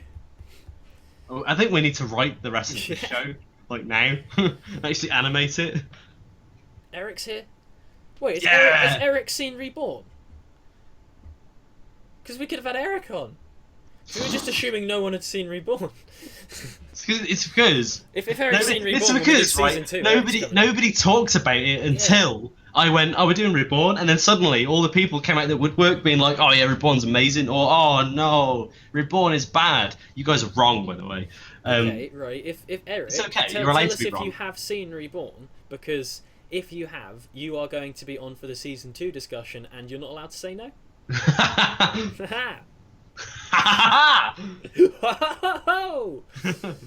Is that all we have to say about Haru? No, I want to keep talking about Haru. She's bae. Yep, Eric's seen. Yeah, Nice. Haru is a wonderful person. She is a sweet cinnamon roll that's too good for the world. And I just want to cuddle her and tell her that she's wonderful, while she makes noises. You should just get Emily to cosplay as her. Oh yeah, that'd be an amazing idea. I might do it. I'll cosplay as Tsuna. Yes. God, Pat has as well. See, I told you. Everyone we know has seen Reborn. Right, everyone has seen this show, but no one talks about it. It's so weird. I think it's just one of those things because it kind of disappeared into obscurity. Oh, maybe we could do like a 5-man club with Eric and Pat. Be awesome. The 3 time zones. That would be really difficult to plan, but we can make it work. I did the bloody Gunpla stream, remember? True. Gotta do another one of those. Try on 3. It's in my living room, waiting for that Gunpla stream.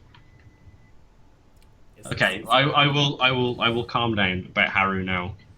Is there anyone left? Yes, there is, and I'm forgetting who it is. Oh my god. Oh no, because we went through Lambo and Ipin at the start, didn't we? Yeah. Lambo, Ipin, Shamal. Apart from the villains, no, not really. I think we've kind of gone through everyone. We've covered all the importance. Other than Sorry? Suna's mom. Suna's mom. Oh, Yeah, Suna's mom. say. She's great. She's just like atypical mom. Yeah. And it's the fact that she just adopts everyone. It's the fact that she just like takes care of Lambo as if he's her own son. Yeah. Oh no, I can't leave to go on a cruise. Who's gonna look after Lambo? Dino Boss the gentleman is definitely a gentleman because he said, "I can't stay to watch, but I hope you will have a good time." Aw. Thank you. We will. What gent? We're having a good time right now. Talking about Reborn. Can't not have a good time.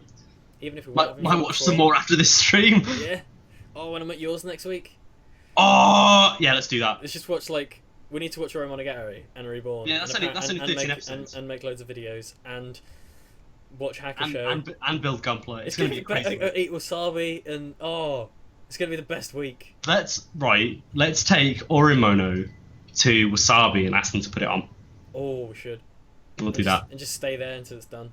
Yeah, exactly. Just eat sushi. We order, we eat, and then we wait until we're full again, and we order and we eat. Do you mean hungry again? Yeah. Yeah. Yeah. But what if we were? Oh. But then we find out in the kitchen it's Bianchi. Oh no. Like sushi starts coming out and That's it's the thing, purple. right? It's Bianchi, and she's making her delayed reaction sushi. Oh god. I love that. That was just like. Because the thing is, that pissed me off because they got me. What you actually thought? I actually thought that it was good. I was like, I was very naive, and I was like, oh wow, she's actually made it. She's got a new skill to make actual real food. No. And it gets everyone. That's the best part about it. 200 of it as well. They could have sold that though. They could have easily sold it. It would have been amazing. I was thinking. I was like, oh god, what if they'd already sold it to people? They're going out. It's all gone. They're so going out of business. But yeah, I think it is time to move on to the serious bit. Yeah. So, Ranking Futa appears, and Ranking Futa is pretty important because he is a girl with a penis, and you know that people like that shit. You know, people have got kinks, so these mafia people turn up. Do this and say Ranking Futa.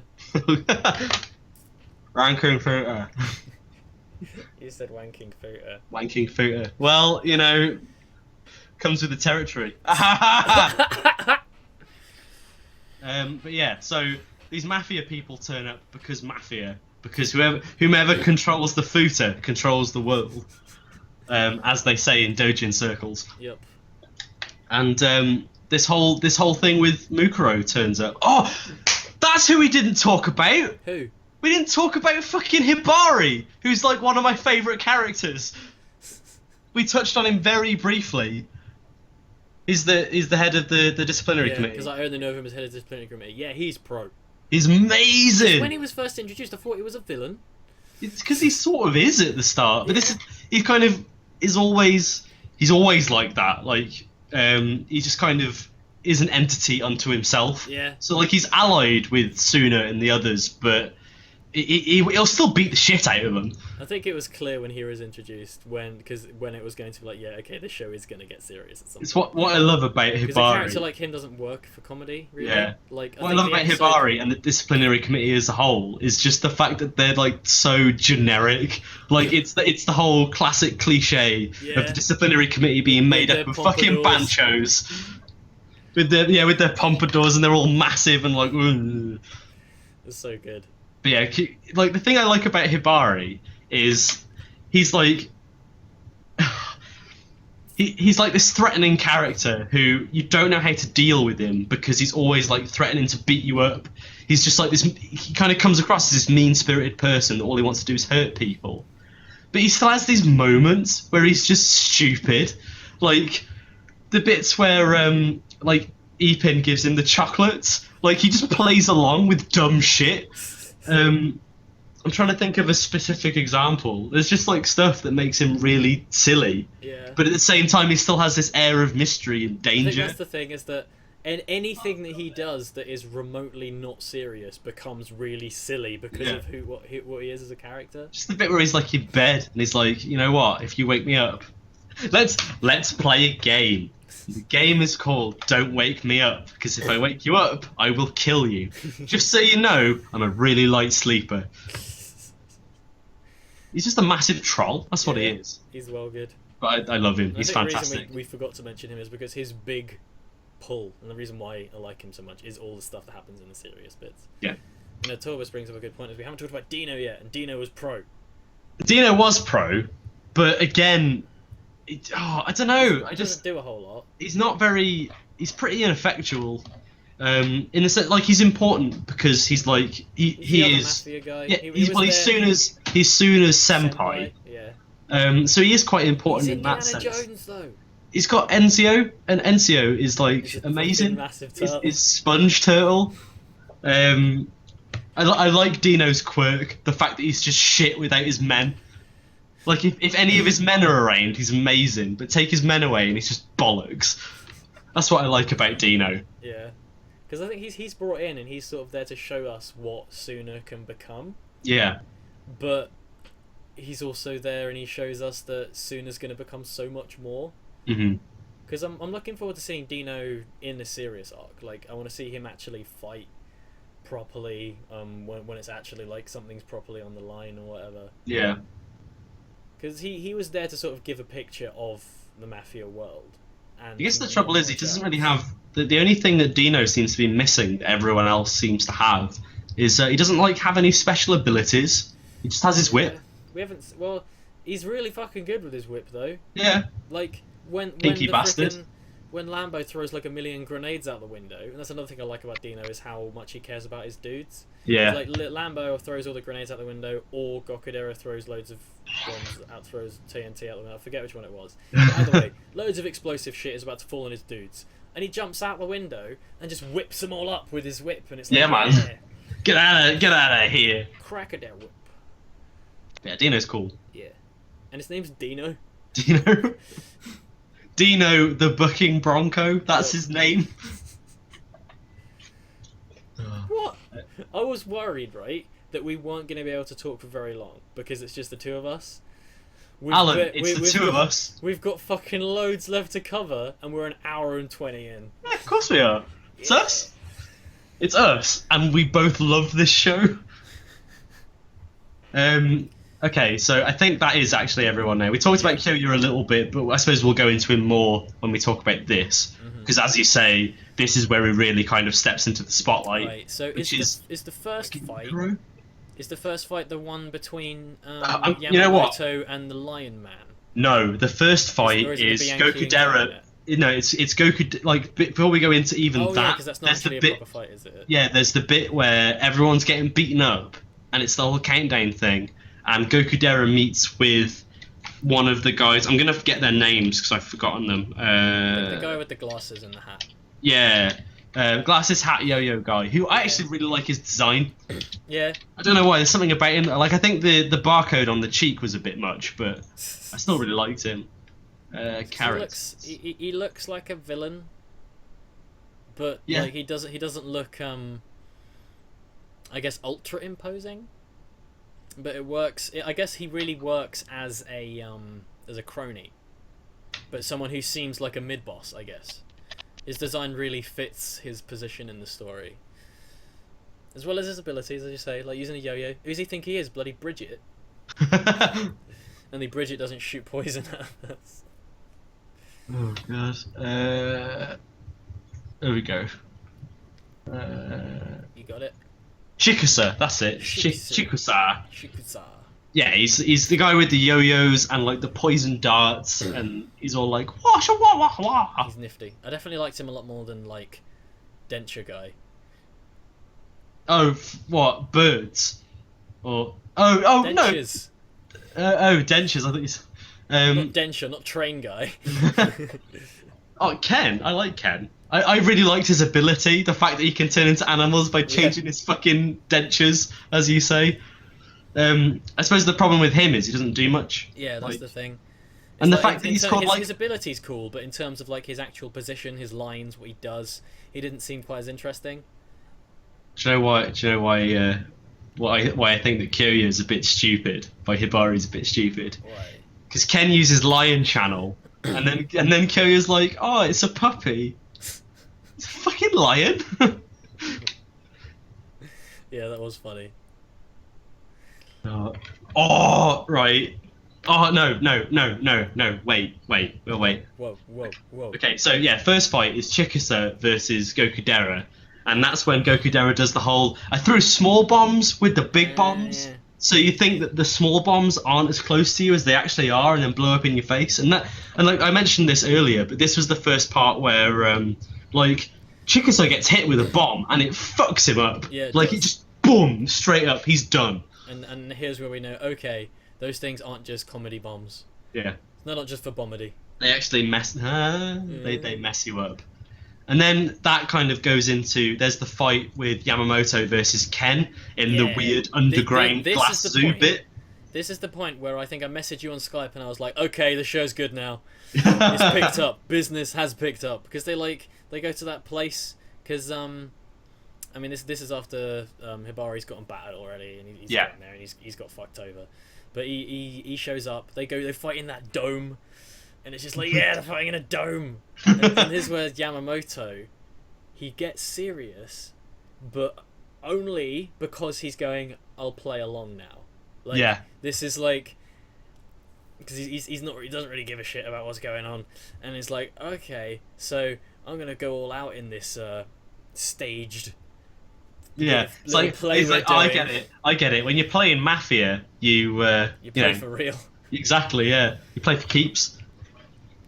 And that was cool. But it's one thing. My favourite thing about this fight, which it shouldn't be, because this is in the serious part. My favourite thing about this fight is that after his back gets broken, it's just like, I'm sorry I broke your bat, and Reborn's just like, here you go, I got another one. I have a spare. I brought the spare. It's fine.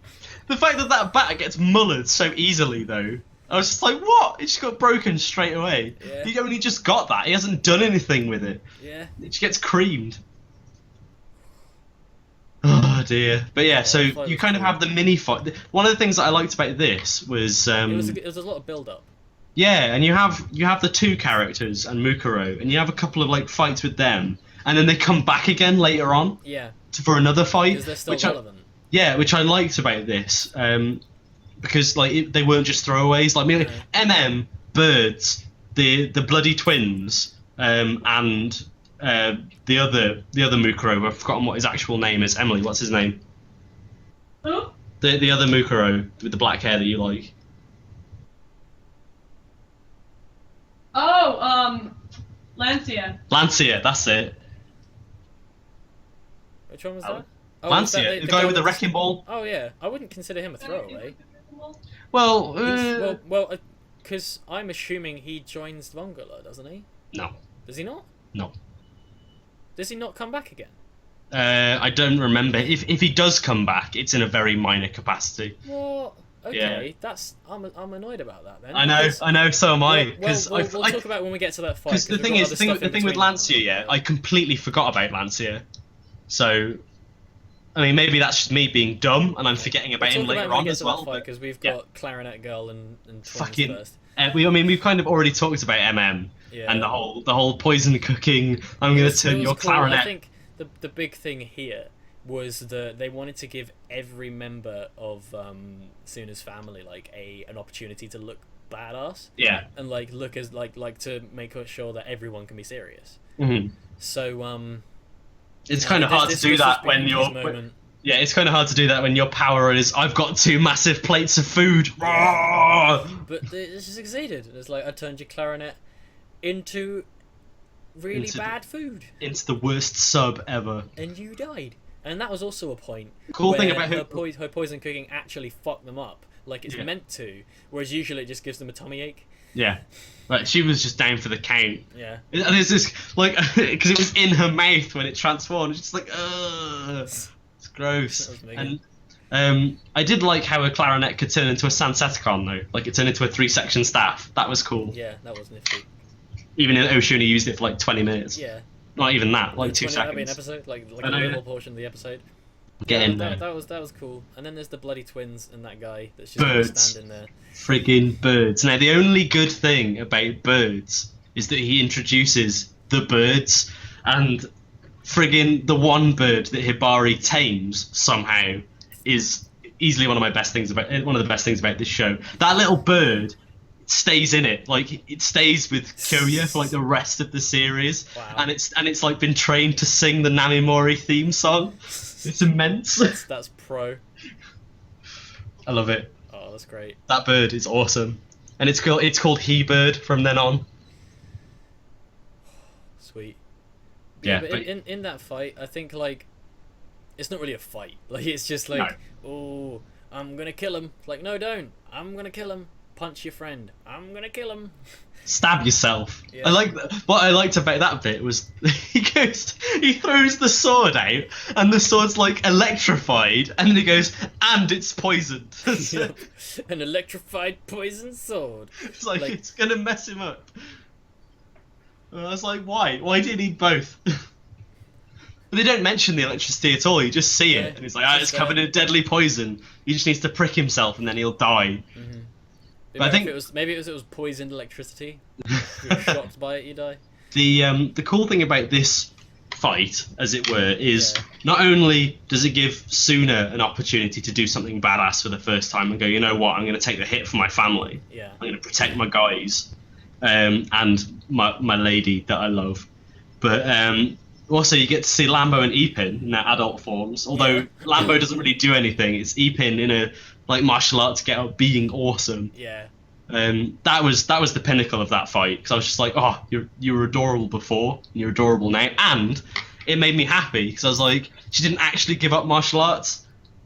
Like she still knows martial arts, and she does that whole thing where she's like, I put my arm around here, I put my leg around your other arm, and then I bend my back, and it breaks your spine. Yeah, that was pro. One thing I do want to know about this fight though is like, what actually were the bloody twins? Were they people, or were they like dolls? They're just guys. They were just a pair of guys that were a bit messed I got up. the feeling like with how the guy was that he like was controlling them. I think it was just the fact that they were loyal to him. Okay. Like, from what I just could because of how tell. they looked as well. They Yeah, didn't look like actual characters. the They thing- looked like freaking putties. The thing, the thing is, right? They look proper creepy, They do. and like they're so out of place in this series because they are proper menacing. And it's like, oh, you know, it looks like something that Junji Ito would draw. Yeah, just no. And I was like, get your dirty fingernails away from Haru. Get away from her. And she's there, like, happily listening to music. You're gonna lop her head off. You just no. You don't lop off Haru's head when she's listening to music. She was probably listening to something cool. Yeah, like the Bee openings. The Bee Gees. Stay alive. Literally. Exactly So, Monday. Yeah. Okay. So those fights happened in the span of not even an episode. That was half an episode. Is it Because like half then, an episode each? yeah, no, I think they just yeah, they do get half an episode each, don't they? And then we get Lancia, who got like a full episode. Oh, okay. I thought this fight was fucking sick, right? This was pro. Okay? The Lancia fight was good. I love everything about it because he shows up, he's fighting Yamamoto and Gokudera for a bit. He wrecks them. Like his ability is cool. The fact that they justify it by going like, oh, the snakes come around it because of the stuff in the air and how it moves. The And it was nice thing about that, I like the visual effect with that as well. And just like how like the ability itself, which I thought was going to be that there was something inside it or was using a power that was making the wind, but no, it was just the wind passing through it and how he does it. I love the whole throw it in the air and freaking force palm it thing. That was sick, and I freaking love the like the whole premise of the whole Tsuna knowing that the guy wasn't a villain. Like he shows up and he just the fact that Tsuna just sees shows straight up. through him. Like obviously we've skipped over him having his little encounter with Mukuro without realizing it's actually Mukuro. Yeah, that was funny. Which Like is that, quite that amazing. is probably the only kind of comedy bit in this whole arc. The like majorly comedy bit. Because he's is asking is- him questions and he's like, leave him alone. Yeah, He's it's like, that "Leave me alone, I don't know misunderstanding, what and you're then asking." and then when they go into the main room and Mukuro is there, and Tsuna's just like, oh, it's you. It's this guy, yeah. He's been kidnapped by Mukuro. He's here. We're gonna get you out. And then there's We'll like, save him. there's like Tsuna. That's him. Bro, what? bro, come No. on, bro.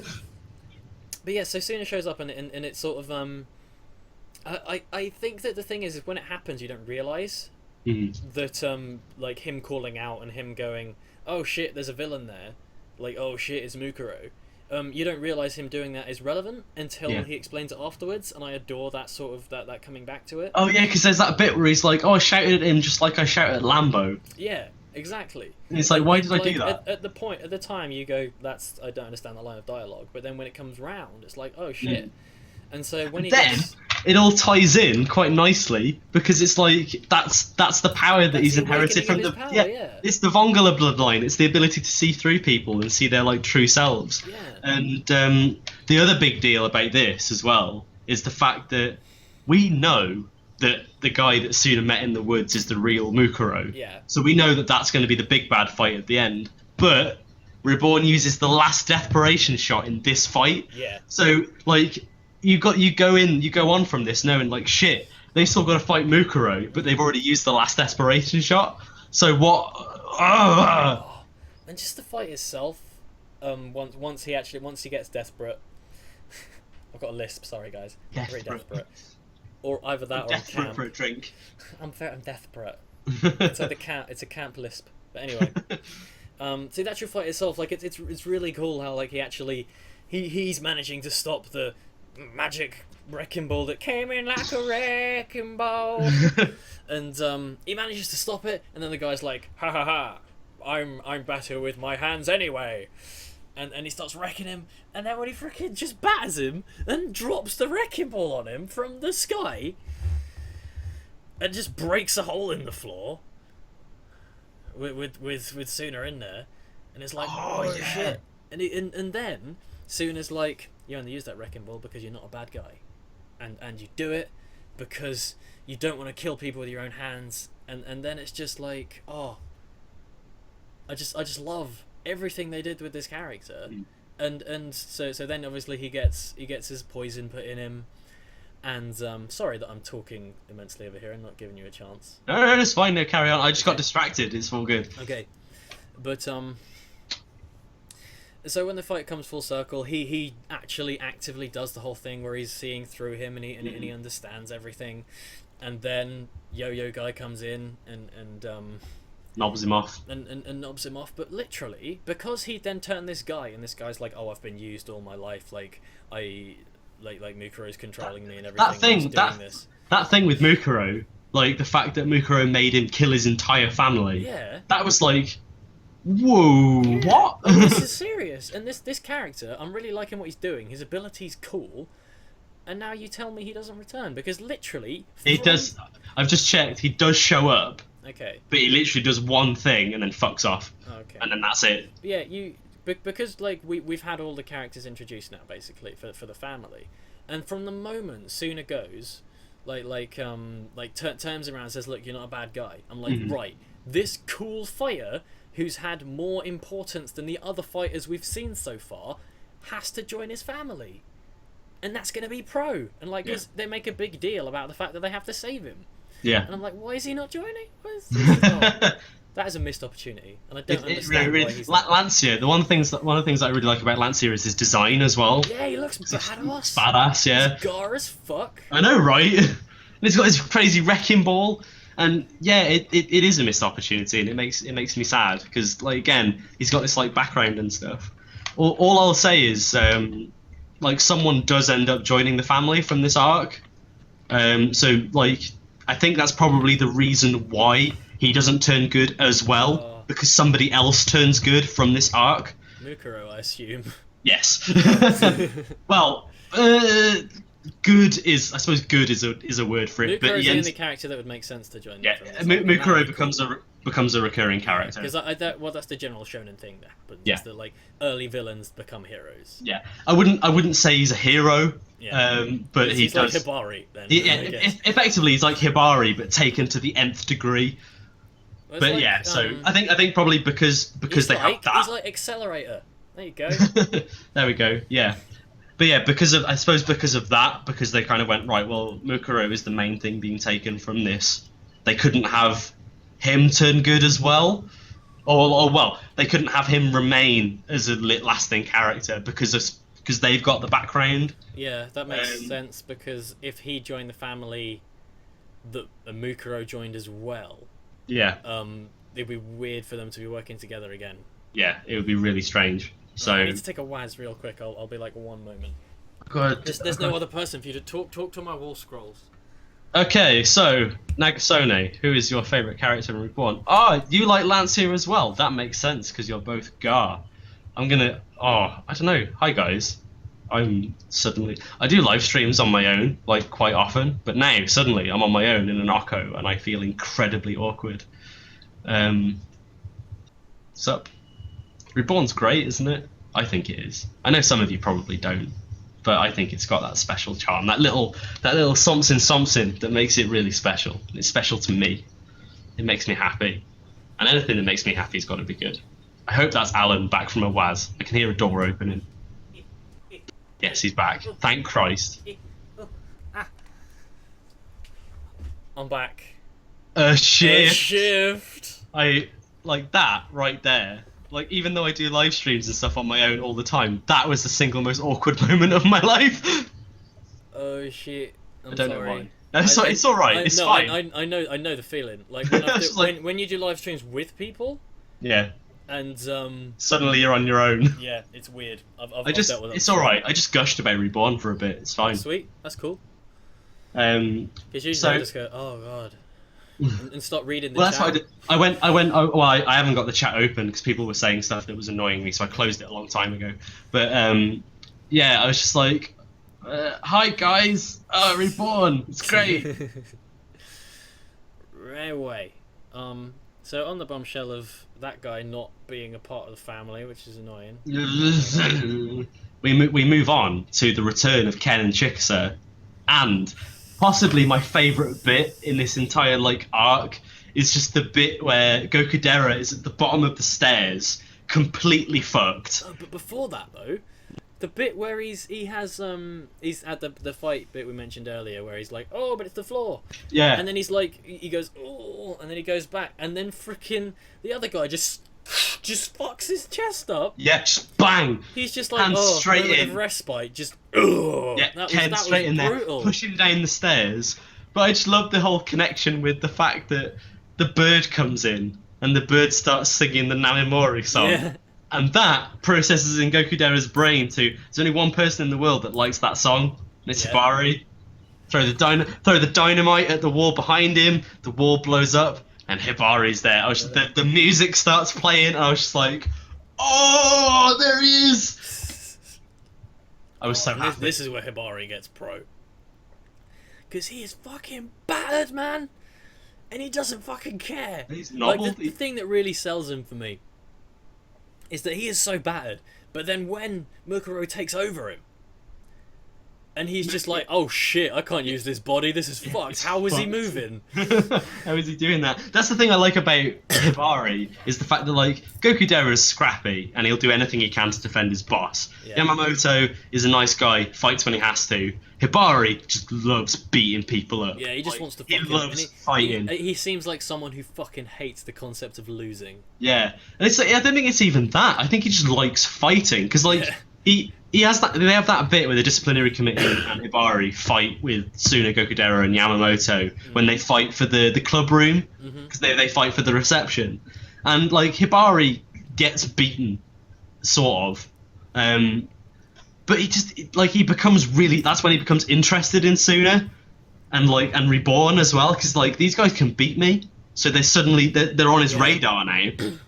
But not in a sense of, I want to destroy them because they've beaten me. In a sense of, I want to fight them again. Yeah. That's what I like about him. He's not... He's not... The thing is that he's not a villain, he's a rival. Yeah, exactly. He's just, like... He's got that position. He just wants to batter people, and if they stay standing, brilliant. He can batter them some more. So yeah, that was Hibari. Just that bit gave me chills the first time I saw it. Yeah, I think Hibari isn't my favorite now, but he was back then. Yeah. So, like, particularly back then, I was like, oh, this is incredible. But I still don't know who my favorite is now. Like, I really, really like Hibari. But, again, he doesn't, like, considering, apart from this arc, he doesn't really do much. I think Hibari, for me, had maybe the best moment of, like, a specific character, where I was actually, no, Tsuna has the best moment, but... It's like, I've got jet engines! He's the protagonist, so he has to have the best moment. He has to, like, of the non-protagonist people. Yeah. Hibari. He's got, like, the most badass moments. The thing I like about Hibari as well, though, is just the fact that, like, his Achilles heel, the thing that takes him down, Sakura petals. They give him this really dumb weakness. Gay. They give him this really dumb weakness, and it's just the fact that even after everything's said and done, he doesn't even have the disease anymore. No. He still hates Sakura trees. Yep. He's just like, nah, leave it. Okay, so... Mukuro, right? Do you like Mukuro? He's got 6 eyes. Yeah, he's got 7 eyes if you count this one, the boring one. His boring one, which you don't need. So what's he got? He's got frickin' Sharingan in there to give people frickin' genjutsu. Right, so he's got illusions.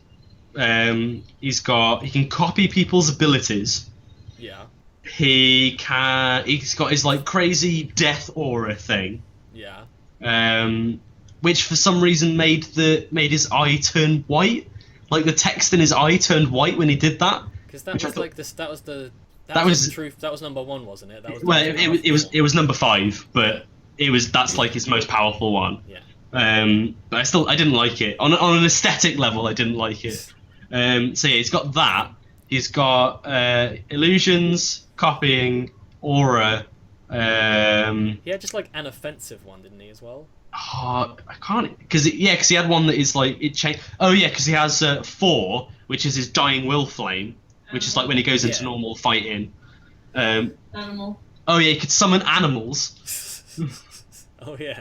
So that's 5. Like, have some snakes. Yeah. What was the last one? Hang on. let's to Wikipedia. Yeah. Okay. He's using the Dying Will Flame first, I believe, because that's what he's using to. Is it an eye? Because it's not an eye, is it? Because you said it's a bullet that makes him take over people. Yeah. The possession shot is because when he shoots himself at the end. Yeah. He shoots himself with a bullet similar to the desperation but bullet. Does he need a certain eye to be able to use that bullet? No. He can just do it. Well, is the other eye because he uses the bullet? Because he uses the ability copying eye in conjunction with possession to be able to use people's abilities while he's copying them. It's the sword, isn't it? Because he has to do damage to them to be able to. Yeah, I don't know. It's weird. It's a specific. Yeah, he has to hit them with the trident point. Yeah. Oh, he can mind control people.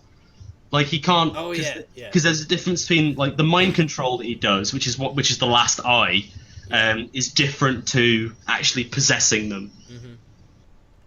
Because that's the difference between the two. I forgot about that, but it's because he possesses fucking Futa, doesn't he? And Futa's all like, ah! Yeah. Right, that makes sense. But friggin' Mukuro, like I think the thing with Mukuro is the other bad guys kind of have their special quirks that make them a bit badass. But Mukuro is just like on a completely different level. Is 7 villains in one. Yeah, and he's just on a completely different level to anyone else. Like, I just want to know where he got that eye from. Like, I'm sure that's going to get brought up at some point. He mentions it. Like he says, yeah. The thing with him is his ability. Like his ability is that he remembers all of his past lives. Oh yeah. And he's basically been reborn in all of the 6 realms. That's because the 6 realms are demon, deva, animal, human. Oh god. It starts with an N. Yeah, and then there's like 2 others that have random names. But yeah, he's been to all of them, and he has all of his memories from the past realms, and they've all given him abilities. But yeah, like there is other stuff in the background. Because I think like there is more to it than just that. I'm thinking more when I'm saying that is like how, like say when he came into this life, how that eye unlocked, or if he was born with it, I guess. Maybe he's born with it. Well, we know that he had it from a very young age. Yeah. Because he had it like the moment that he met Lancia. But yeah, it's weird. Probably awoke when he was in that facility with them people. Yeah, man. Oh, it's weird. With the crazy family, they were like, "We're gonna make bullets that you possess people." He's so good though. I mean, this is the first villain, like the first real villain of the show, and he can do so much shit. Yeah. And he's definitely someone with longevity because I really like. He gets beaten this one time, and you know he has to stick around and do stuff. Yeah.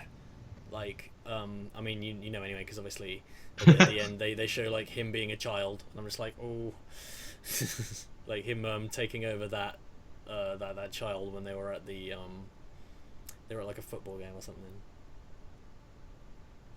Like right after the fight was over. Yeah. It might have been after the credits or something. Oh, maybe it was. Actually, no, I don't think it was after the credits. I don't remember it. It was just after the fight was over, because like Tsuna at some point like senses this child being strange, and then Reborn actually looks at the kid, and it's a child that has Mukuro's eye. I don't remember that. I don't remember that at all. No, that's weird. Yeah, okay. Well, there we go. It definitely happened, though. There you go, then. You didn't make it up. It definitely happened. Promise. But yeah, it's cool. I'm just trying to think of more things I can say about Mukuro in general. It's great. But before I move on to Tsuna going fucking crazy. Yeah. Just I don't know. I guess it's the thing about Mukuro is I suppose he is almost like the embodiment of the shift in this series. Oh yeah, because he is the reason that the shift happens. Mm-hmm. So like you kind of associate that with him because this is such an important turning point, not just for like this arc as it were, but the whole concept of the show as a whole. Because up until this point, like you know, anyone would think that, like as you say, the show is just the same day in, day out. Mm-hmm. You know, it's just desperation of the week. So Mukuro is kind of like proof that this show is way more than that, and that there's just like so much more complexity in people and the powers that they can have, and it's great. Yeah, it is. And I guess it's just a window as well, because you think this show is like 200 episodes long, and you've got this guy who can possess people, summon animals, be really strong, fight good, like use mind control. I think another thing is that he gets brought in, and like as you said before, everyone else's abilities are very linear. Yeah. Apart from maybe Bianchi's, who can apparently do anything with that food, but because he's shown so much shit at once, and it's just as soon as you think he's done with all of his abilities. Yeah. Because like some of them get like knocked over pretty quickly, but you can see that they have their uses. Mm-hmm. Like I really liked how the illusion thing didn't outstay its welcome. Yeah. Because he basically uses the illusion, and then Reborn's just like, nah mate, stop it. And I think he uses the illusions a few times, but the only time he really does it to any effective use is when he makes that illusion of himself rushing forward, and he hides the rocks in it, which I thought was pretty cool, and they could have done more with that. He's actually using his powers a bit better. Yeah. Like using his powers differently, like in his first introduction and everything. Yeah. The only thing that I find a bit funny about this is he seems like the sort of Gary Stu character where, well, you know, like if you're like playing a game with people, like, you know, when you're a kid playing pretend, he's that one kid that's like, oh yeah, I've got telekinesis and I can fly and I've got fire powers and I'm actually invincible in every single way and I can speak 27 languages. Oh, I bet he can as well. Yeah, probably. He's been in 6 realms. Yeah, man. How many lives he's actually led? I can speak Deva. Yeah, Mukuro is a fantastic villain. Just considering that, like his motives are still like his motive was world domination. That was his motive. And it's like he wanted to control ranking Futa so that he could control the world and then have like war happen. And I love the fact that he even like criticizes his own plan. Yeah. Like he says, "Oh, you know what? I want to like do.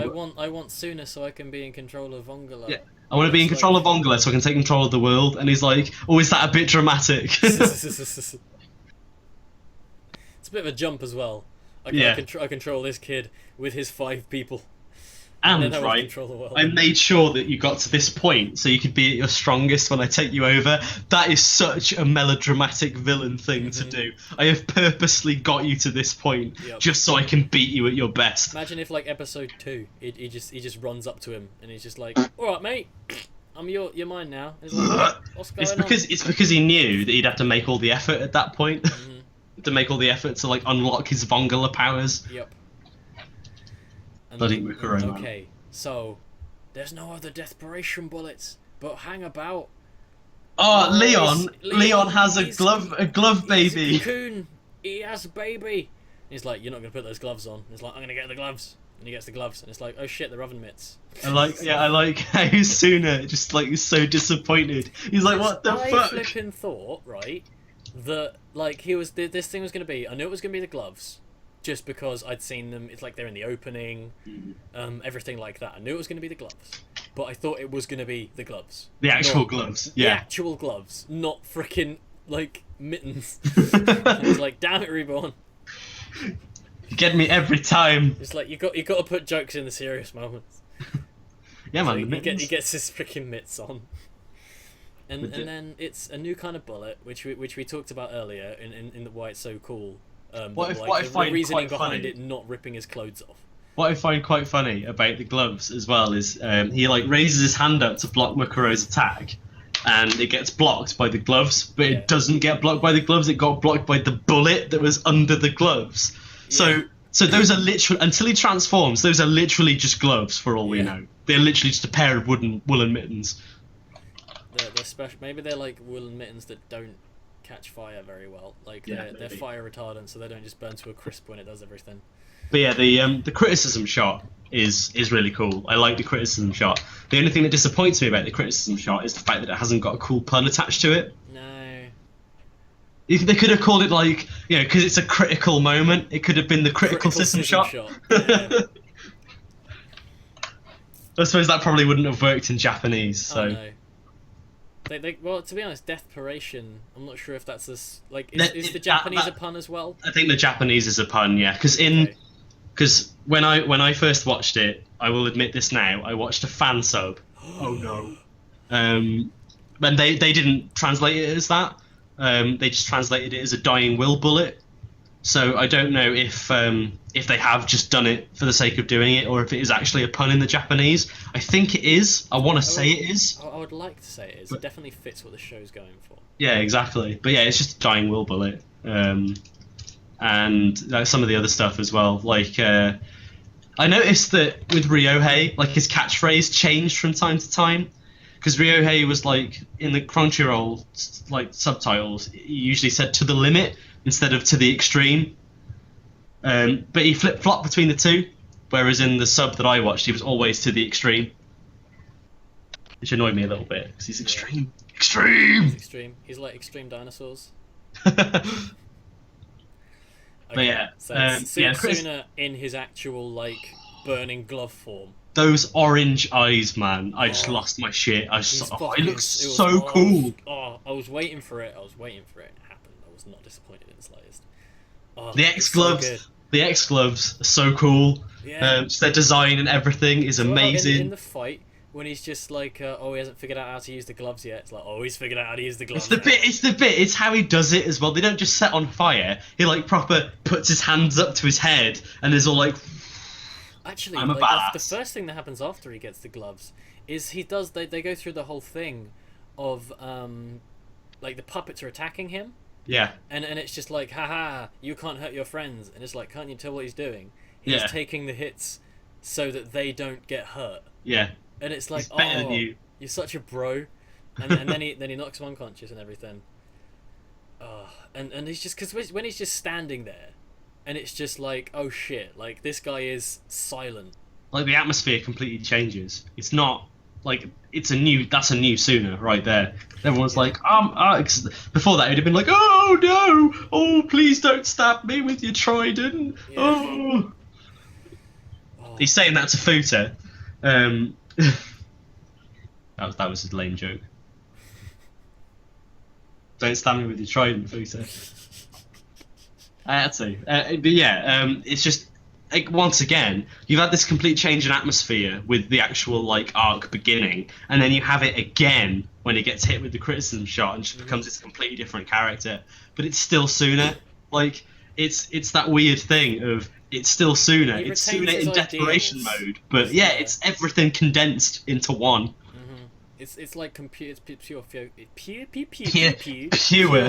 pure focus.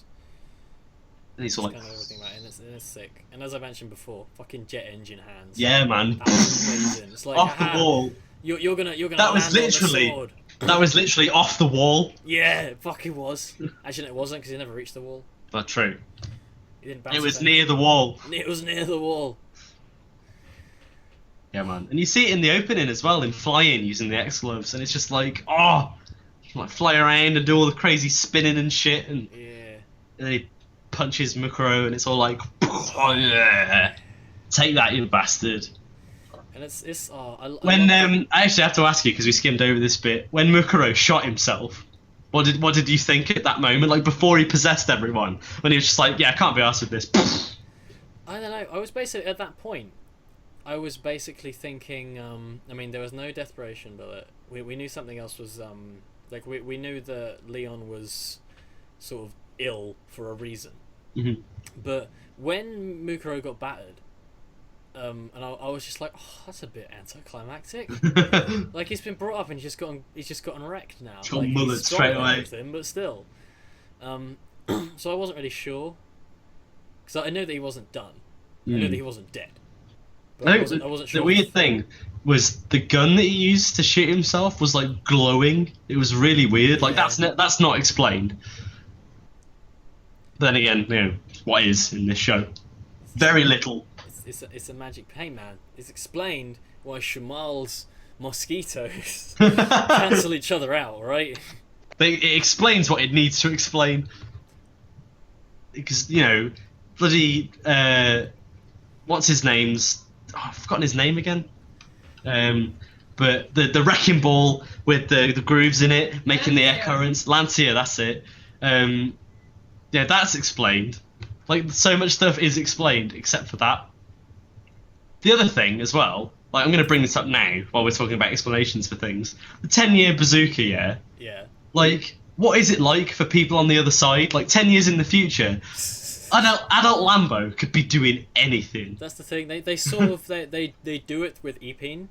Yeah. Because Epine comes like, I was in the middle of delivery. Always in the middle of delivery. It's always the same guy as well. It's the same guy's noodles. Oh no, his noodles are going to get soggy. I like to think that she's delivering to Fats Butch. The funny thing is as well is she never quite realizes that she's back in time. Yeah. Because she's trying to find his house, but she's 10 years in the past. I've got to deliver them or they'll get soggy. Oh no! I'm saving up so I can go to college. Is that everything you want to say about the final fight then? I think we're there. It was awesome. And I don't really think we need to say much about the episodes that follow. The only thing that I'll mention about the episodes that follow is what I liked about them is that there's a continuity to them that wasn't in the previous episodes, apart from because you have the little bit at Death Mountain, and that leads into the hospital episode. So the continuity starts there. And then that's when it leads into or starts to lead into the serious stuff. Mm-hmm. And then after this, you get a set of, I think it's like 4 episodes, is it 4 or 5 episodes? Yeah. Which all lead on from each other, pretty much. I mean, you have the corpse episode, but then after that, as I said earlier, is my least favourite because of where it was. But then after that, you kind of have the whole, we've been to the sushi place, I've run up loads of debt, I'm going to go pay back my debt by being a lifeguard at this beach. And it all kind of flows from then on, which I thought was quite nice. Another reason why I think the fake corpse episode was probably my least favourite is straight up because, you know what I was mentioning earlier, where the whole status quo thing, where start the episode, end the episode, status quo is exactly the same. That was by far the worst offender. Because at the moment, the exact moment when the guy wakes up and Reborn's like, oh yeah, he's a professional victim, which is a funny term generally. But yeah, he's a professional victim. The moment that's said, everything that's happened in the episode was irrelevant. Like, did Tsuna even learn a lesson from it? He had to rely on his family. I think that was the point that Reborn was trying to get, because like at the start of the show, Tsuna's getting pissed off because everyone's in his room making a racket, and he's like, "Oh, that's it." Because no. What it is Kyoko is coming over because Kyoko's got something to say. Futa's off somewhere. Lambo and Epin are going to the amusement park. Shamal is off doing what? Shamal's gone back to Italy or something. No, he hasn't. I can't remember. Like whatever. Like nobody's around basically, and he's like, "Oh, thank Christ, I get some time alone with Kyoko." And Reborn's like, shouldn't be saying that about your family. You never know when you're gonna need them. Next thing he knows, dead guy on his bed. And that's, I think, my favourite thing in the episode was when he's face to face with Kyoko and he's hidden thing in the door, and you just see it falling out. Thing is, like, right? Oh, God. Once you know that it's that guy and he's like alive, you know that was just him messing with Tsuna. You're like, ooh. That's well funny. Oh man. So yeah, I mean, like you say. Another thing in that episode, did Kyoko actually tell him what she was planning on telling him? Nope. So that's open at this point. Yeah, that's a mystery right there. I hope that actually gets brought up then. I can't remember. Because if it does, unless it was literally like, I've come over today to ask you what you think about Sonic, and we can play Sonic. It's hinted. It's hinted that she was going for Ryohei because Ryohei wanted her to ask him to join the boxing team. Oh. But because Ryohei is Ryohei, he came with her anyway. Okay. But I think because there's a bit where Tsuna's like, is that what she came to ask? But it's never actually confirmed. But it might have been that. I don't know. If it never gets brought up again, then we'll assume it's that. Yeah, we'll assume it's that. Okay. Oh man, I can't wait to see more Ryohei. Is that everything, like, character story? Dealt? I think so. Okay. I think so. Openings. The openings were amazing. I love, like, great. Drawing Days is one of my favourite openings of all time because it's so chill. Like, I just really like it. It kind of gives that feeling of adventure. It's really chilled out. It's really nice. And just, I don't know, it kind of encapsulates the feeling of the series. Yeah, and then, sure. Boys and Girls. How awesome is Boys and Girls? It's pretty sick. Like, You combine that I with like them both, but for very different reasons. Yeah, exactly. And Boys and Girls is hype. I'm honestly sad that they only stick around for 25 episodes. Because, I mean, we are going to get loads, I'm sure. And by the end of the series, there were like freaking 19 openings. And I'm just wondering, we're not going to have 19, we're going to have like 10. There's a lot. There are a lot of openings. And they're all quite good. It's basically that when you have a show like this with so many openings, I'm just going to completely forget about loads of them. Whereas like a show like Hakusho or Hunter x Hunter, wherein it's a bloody long show, same opening all the way through. Yeah, you might think it gets repetitive. But now, when I hear the Hakusho opening, when I hear the Hunter x Hunter opening, it just makes me happy. Because it's like that nostalgic connection to one specific song. So what I like about with Hunter x Hunter is that it has the same opening and the ending changes. But with these songs, I did really enjoy them and everything like that. But I'm never going to remember them. Because they're like the first couple of openings and there's going to be so many of them. See, with me, I will never forget Drawing Days or Boys and Girls. Like, the others are a bit... there's one that I remember just because there's a bit about it that makes me laugh. Because it's a girl singing it. And there's kind of a bit where she's like really high pitched because she's a girl, and there's one bit where she goes down really low just for like one note. I'll have to show you when you come over. I'll link it to you or something. But yeah, she goes really low for one note, and that always just makes me laugh. There was a bit like, it's really random, but I used to do like an anime openings like radio show over the internet. We're talking years and years ago. Oh man, you doing that? It was a lot of fun. But I had a friend over, and he was really into Reborn as well. And we just had a bit where when that low note came in, we just paused it and both screamed into the microphone. We were like, "Whoa!" and then put it back on again. So that's why I remember that one. Brilliant. I get that though, because obviously this is something that's like that was really important to you. Yeah, it's personal to me, and that's what I mean. That's like why what I can apply that to is with Naruto actually. Yeah. Is like because when I was first watching anime, I was getting to Naruto, and I think Naruto's got fuckloads of openings. But like the first few Naruto openings, I will never ever forget because of how I remember myself. Watching them in that time. I've barely watched any Naruto, but Hero's Comeback. Yeah. Exactly. But yeah, that's the thing. Like, Drawing Days to me represents something, because this show is so special to me. Like, for all of its flaws, and I know that it has them. It's, you know, I don't know. It just has that nostalgic value to me. And Drawing Days, as the first opening, kind of encapsulates all of that. Yeah. And then Boys and Girls is just hype as shit. Yeah, it is. And again, I fucking love the sequence for freaking Boys and Girls, man. Yeah, that's making me go, oh, I want to carry on watching so bad. I'm being ambitious. I'm going to ambitiously watch the rest of this show. It's like you look at, just like you see everything that happening in the opening, or these fights that are happening in the opening. I'm like, oh my god, this is going to be crazy. How the hell are they going to top Mukuro? But they're probably going to. I suppose that's kind of one thing that gives away the fact that Mukuro is still in it later on, because he's in that opening. Yeah. But yeah, and as I said before, the thing with the baby. Yeah. With the kid. But yeah, the thing about Boys and Girls as well is following up from Drawing Days. It again represents the tonal shift. Yeah, definitely. Which is awesome. What I'm wondering though is throughout the rest of the series, how much of a split is there going to be between the episodic comedy stuff and the plot-driven story arcs? So my memory is hazy. But let me just have a quick look at the episode list, and I'll give you a rough idea. So, because if it's as it is now, because it was like 6 episodes or something after Mukuro's fight, and then you say it gets serious in the next episode, I'm fine with like a gap like that.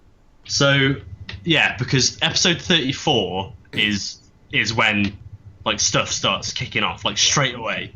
So we go blah, blah, that's all that. That's all that. Still going. There's more.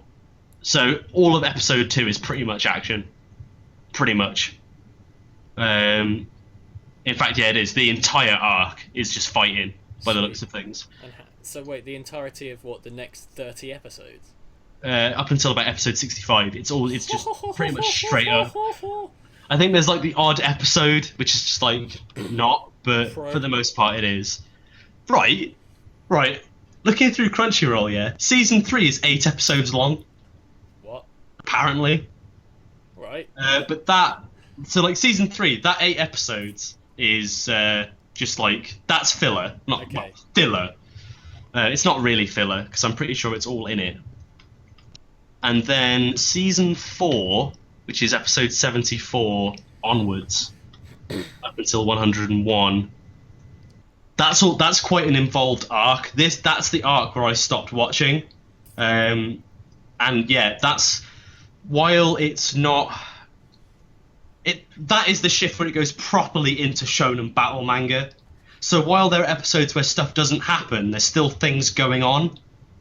So it's not like that's where the whole the episodes are start at status quo, end at status quo. That's when it stops. It's a continuing story from like season 4 onwards.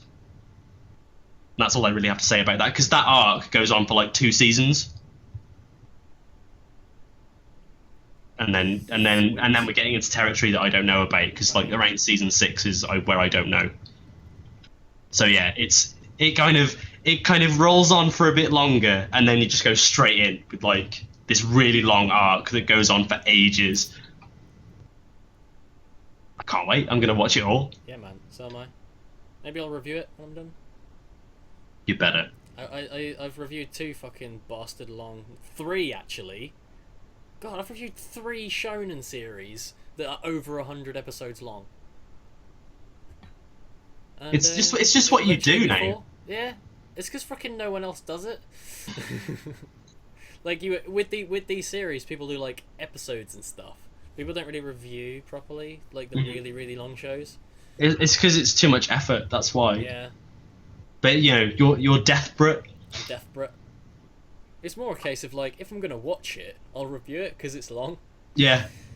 Alan, can you come over so we can watch this now? Alright.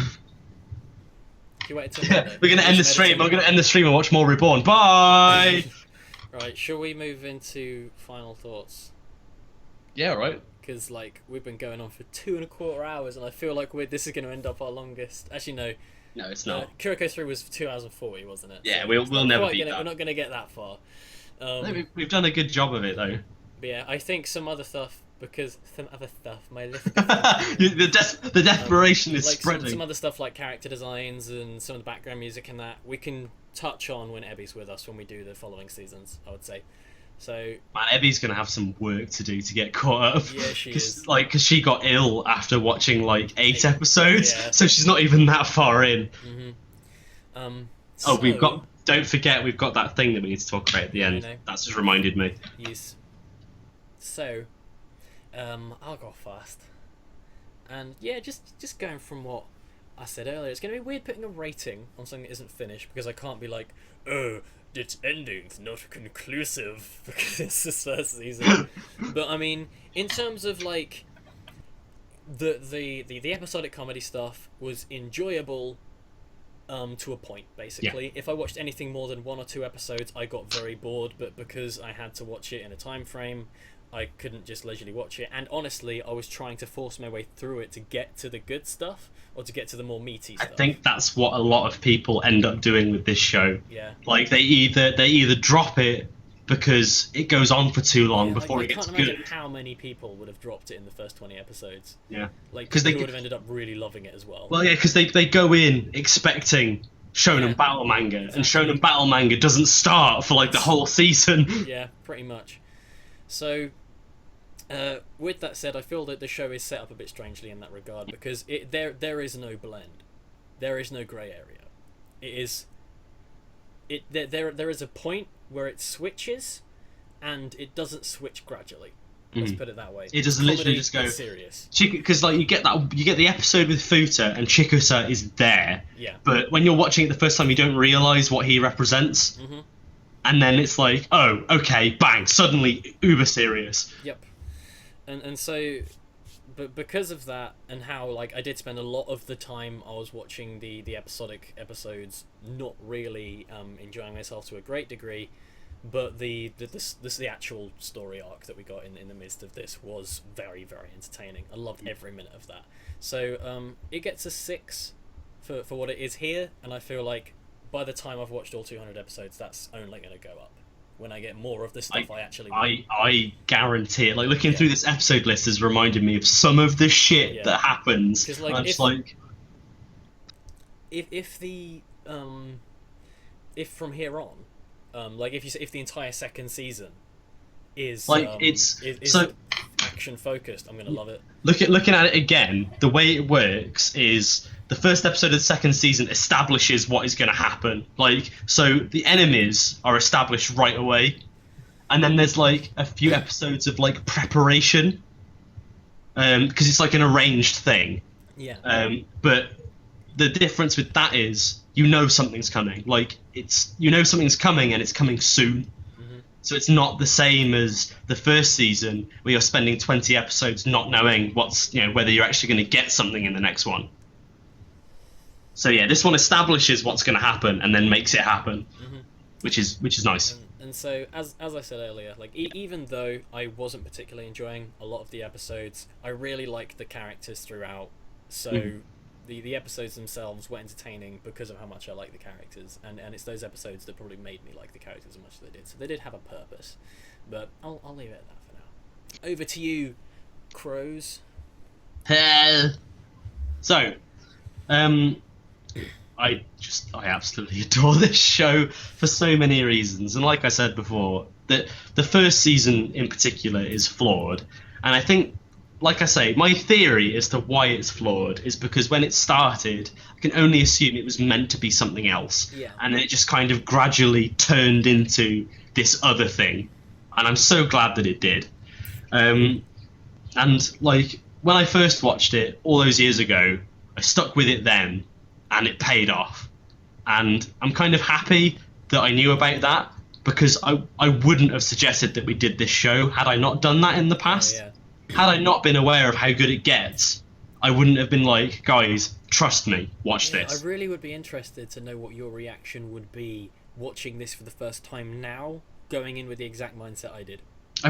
This is the thing, I may have stuck with it, because the thing is... Well, you would have had to, it's for club. Yeah, I'm very...